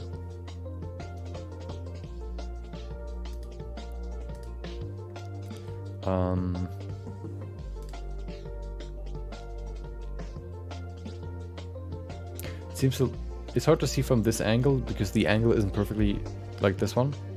This one seems a little wider on the cheekbones. It seems like the cheekbones flail out a little more here than in yours, you know. The nose hole might also be a little bigger, maybe a little bit.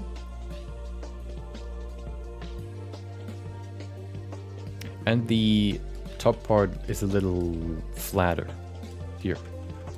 A little flatter right here, comparing that. The forehead, you know, is a little little shorter. Yeah, those are the biggest things that I can see. And you can see here the jaw is a little outwards. It arches outwards at the bottom. Yours is quite straight. So if you wanted to, you can probably do that a little bit more.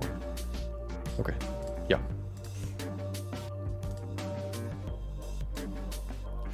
Next one is by Sunday. Now it's my time. Oh, V-Mega Play. Was that your skull? Reporting them. Yeah, sometimes it helps. Maybe if you just don't remove them, they don't get mad. Because when I've removed them, they just post them over and over and over again. They have posted it again, so I guess, you know, maybe just, you know, just once piece. Okay, yeah.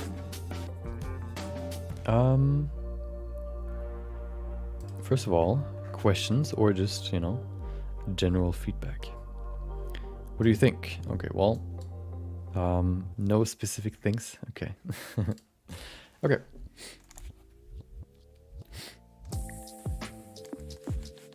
First of all, I like the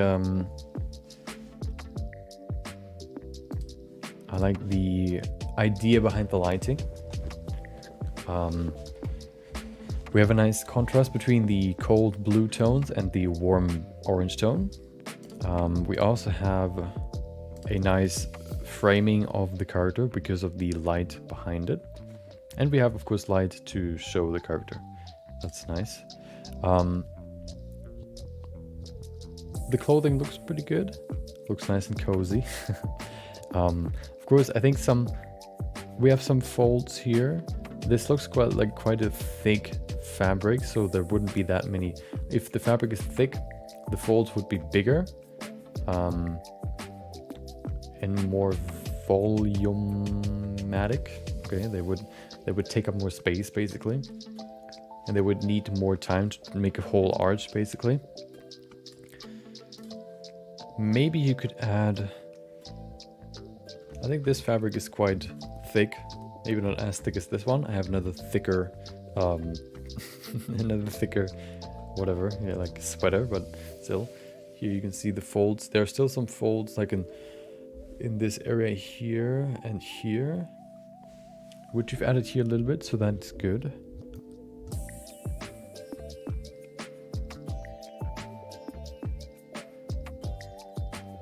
I think here this fold can be a little sharper, just a little bit. I think that would help just slightly.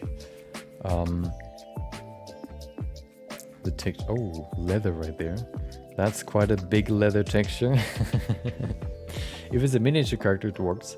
But something to always keep in mind for any material is materials can make a character look very quickly make a character look very small. And the reason why that is because if you make the scale of the texture too big, it basically means that the material that you have used to create that character, like if you would translate it into real life, would, you know, be its normal size, but because the character is so small, the texture of that material is so big. So if you want to make a character look more if you want to make a character look more miniature, you would want to make the threads of its clothing, or the leather, for example, here, make the scale bigger. You see that, you know, so that the threads are a little bigger, to make it look more miniature. I think that's sort of the case here. The leather would be, you know, much smaller. I think the threads here for the sweater and for the scarf work. Oh yeah, but the leather is quite big. The hands look pretty good as well. As somebody that hates sculpting hands, they look pretty good. Maybe the tip of the hands look a little round. I don't know if you've added fingernails here. Doesn't necessarily. I don't think that you did. I think the tip of the fingers here could be a little more like the. Here's how I think of fingers right now. So fingers basically the whole length, and then on the half of its length you have the first knuckle, and then the half of its half, no, a little less, like here somewhere you have the other. I guess you could say half and then 2/3 somewhere here. You have the other knuckle. The knuckles, looking at the bones of the finger are the widest where the knuckles are. And then they get thinner. And, you know, go to the other side, to the other ending. And then they get thicker again. So it looks a little bit like that. And then the tip, of course, only has one connection, which looks somewhat like that. Okay. Something to note is, so which is why I now think of the shape or the silhouette of the fingers. It starts kind of broad, it gets thinner, gets slightly thicker for the first knuckle, but then it kind of stays like that. It actually gets a little thinner, and then it kind of ends in this fingertip. Okay, and then it gets wider again. So it looks a little like that. That's a little extreme here, but still, okay. That's how I think of it.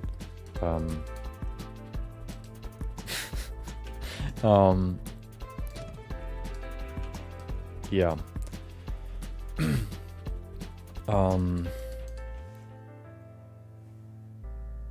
So the finger gets narrower as it gets to the tip. A little bit. Some people have, you know, more, I guess, evenly thicked fingers, which you could say is the case here. But it somehow seems like the ending is thicker than the root or the beginning, especially this finger here. The ending looks thicker than the root. So maybe just even making the beginning thicker, maybe even the tip a little thinner could help. Make it look a little make it look a little bit more natural.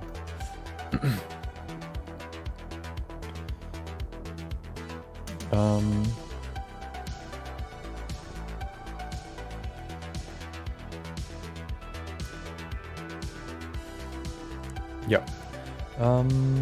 The hair looks pretty good. I don't have too much to say about there.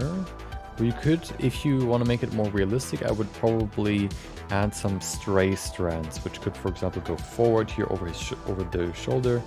Maybe here's one that goes a little bit more like that. Here you could add one more. Maybe this one is already kind of like a stray strand. You could add one here, like there. Maybe one right there, just to add a little bit more randomness into it. And then maybe what jumped out for me is the thickness of the eyelids. Not eyelids, eyelashes. So here's the eyelash shape. Looking at it from the front, the eye, the eye looks like that. Woo. Okay, there you go. And the eyelashes basically go first. They go down and then they go up again. And then they go, and then that's the middle. The outer looks like that, and then transitions from one to the other. But what also happens is, which is why the middle hairs are the longest, but it doesn't seem that way because they lose some of their length because they go down first and then they go up again. That is why the outer hair looks so long, or it looks like it's the longest, even though it's not. And then as they go into the middle, they get shorter and shorter and shorter until you have like almost nothing here. And for the bottom is generally a little shorter than the top. It also doesn't go up and then down; it immediately goes down, and also gets shorter as it gets to the corner of the inner corner. So the shape looks like zip, zip, woo, like that. And then of course for the bottom, kind of similar, like that. Right now it kind of seems like it looks like like that. So there's like the even length all around the eye. I think that's what kind of jumped out to me. There, you can see the hair is still very long at the inner corner. So it's like surrounding the whole eye. Yeah. That's a small thing that jumps out to me.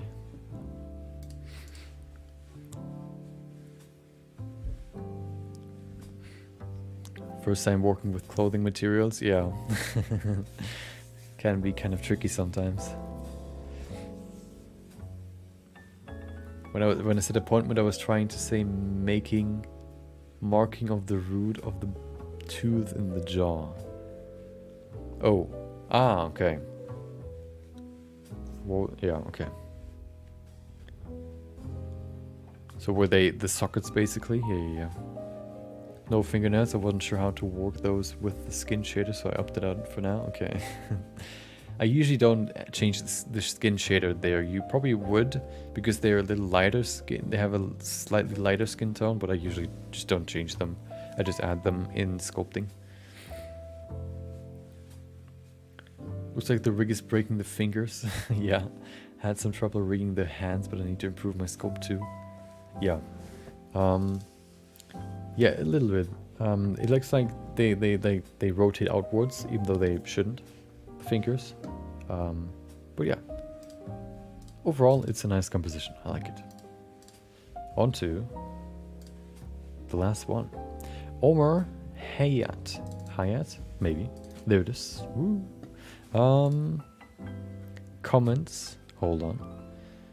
Kind of new here. I worked on this character for a few days by following a tutorial by FlippedNormals. Not exactly new to character art, but I'm still learning more things as time goes on. Some feedback on this would be very helpful, as I want to start a career as a character artist or concept artist. Okay. I don't know. So I know, of course, there are concept artists. I don't know if there are 3D concept artists. I only know of 2D concept artists. Are there 3D concept artists? I know that 3D artists work with concept artists to block out their sketches. I don't know if there are 3D concept artists like that only do concepts. Yeah. But anyway, let's look at this one. So one of the biggest things for a character to look, or the biggest things to nail to make a character look make a character look unique, is first of all the silhouette, and then also the broadest colors, like the general shape and the colors, so that they're easily recognizable. Mario, you know, has a big red hat, big black, big brown beard. That's pretty significant, you know, changes his head shape, and also big nose, of course. That kind of defines the silhouette, and then the colors, you know, red with beige and brown, kind of define his colors. For Mickey Mouse, it's more like white and black for the colors, and then these big round, like 3 circles basically for his face. Very recognizable, you know, very unique, and that's basically what you kind of try to achieve with every character that you do. Of course, if it's a more realistic character, like humans, for example, for I don't know, like a Tomb Raider, for example, you know, she's not gonna look that different than a other human, you know. But I think for that you would kind of go more into the accessories, into like, I guess, well, that is exactly what I'm going to cover in tomorrow's video. Kind of going into how to, like, what it means to do great character design. That's what I will cover in tomorrow's video. So if that interests you, then make sure to check that out. For this one, I think the silhouette is quite unique with these two, you know, two sides. One thing also to keep in mind is that the silhouette can look unique, but it can look messy. So a clear silhouette is also important. I think this looks pretty clear. Of course, the details and the shapes overall look pretty good as well. One thing that jumped out to me right now, like the body and all that, looks pretty good. One thing that I always look at, which I also cover tomorrow, is, at least for me, every design needs to have a reason behind it. So he looks like a bony character, you know, he has like bones right there, he has bones right here, and you know, his face looks like bones. But there always needs to be a realistic justification of why it looks that way. So his skull looks a little cartoony, just because of the mouth. That could just be the lighting here. Like, it looks like a smiley face right now, like he's grinning. Of course, skulls kind of look like they're grinning, but they don't have this arch here. I think the grinning comes because you can see the cheekbones, looking at this, and because you can see the teeth, of course. But he looks like, you can see the curvature here is straight. The grinning comes from the curvature that, if you take the whole mouth into account, that's where the, you know, it looks like that. That's where the grinning comes from, or smiling. I think this one, the shape here looks a little different than for yours. For yours, the curvature of the teeth is round, which makes them look grinning. What I mean with justification, a realistic justification of like the design, this reminds me quite a lot of a Destiny Thrall. Here you go. So there you go. So the reason why this works is we have these bony plates. But bony plates, like, the only reason why our skeleton works is because our skeleton is being held together by muscles. That is why, you know, that is why the skeleton doesn't fall apart immediately.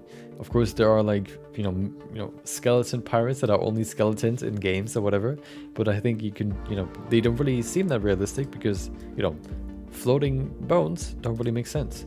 So the justification why this, or the reason why this works, is because you can say, hey, we have these pretty big and open bony bits, but, you know, why do they stick together? Why do they create the shape that they do? Well, the thing that holds them together are all these tendons and muscles that are connected in between the different bones, which hold them together. So that is one way you can, like, that is how you can justify these open bones being here, or these, you know, yeah, like this justifying that. You have a similar structure going on here, where you have this, like, or let's say here, we have these bones right there, maybe even here, these plates. It looks a little bit like these bones are supposed to represent muscles. As you can see here, the muscle structure, like we have a knee here, and then we have these muscles here for the legs. The bones, if they're supposed to be bones down here, kind of represent the muscle structure. I think that can work. If it's not supposed to be bones down here, I think you kind of have to show that with maybe color changes, maybe changing the structure a little bit. And I think you have the same here. You can, you know, I think this works pretty well here, but I think it would work better if you change the color a little bit, so that you can show that this looks pretty clearly like bones. Then you look at this area here, and you say, hey, that also looks like bones. And then why? Well, because the structure looks pretty similar, and the color looks pretty similar.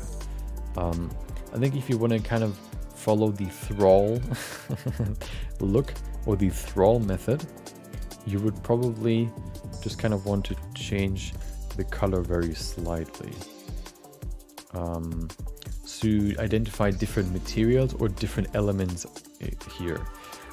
So we could say, oh, hello.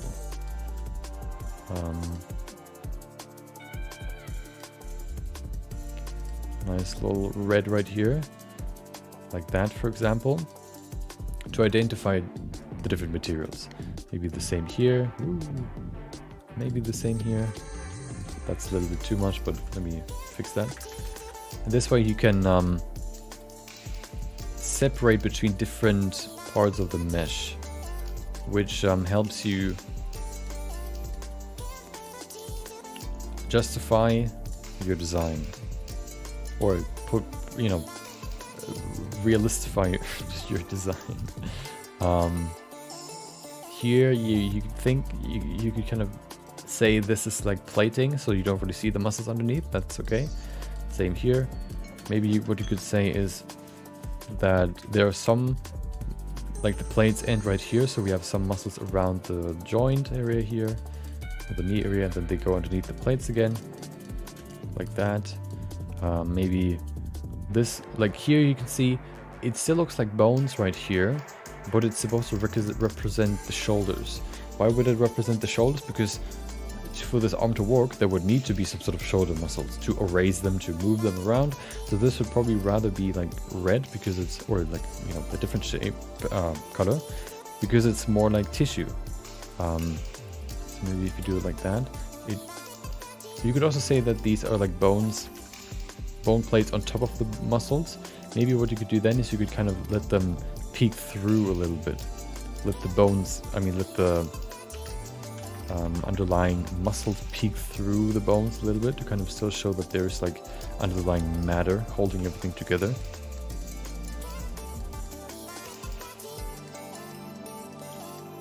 There you go. This way you can, and then we could maybe make these soft spots here a little bit wider as well, redder as well.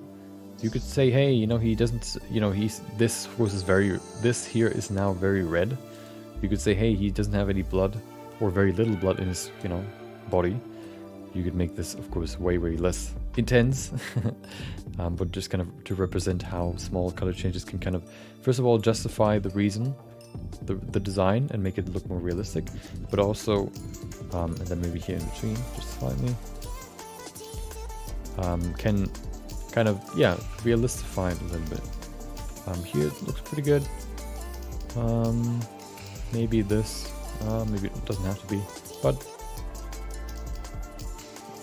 And then maybe down here as well. It could also just be these tendrils right here. Tendrils? Tendons. Like that.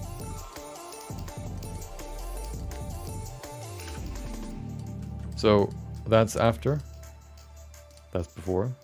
Full bone. Full, some color. Let's see if we can adjust them a little bit.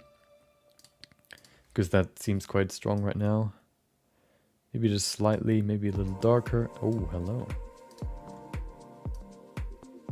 Like darker, like that. And maybe change the color a little bit, make it more purple. For example, because it's more bluish. The blood is already, whatever. It doesn't have any, what is it called? Any,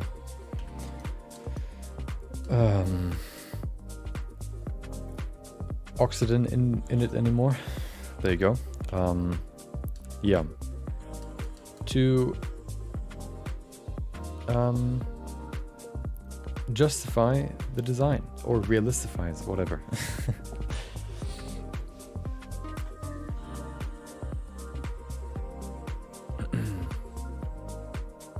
I don't tend to do sculpting. I do prefer modeling primarily. Sculpting just to add details and to do a passive retopo multi-res mod to re-add details without messing with the mesh.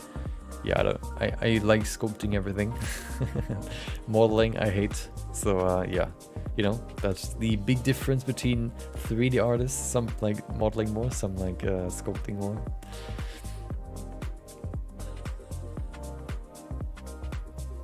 Yeah, modeling gets tedious. Same for me.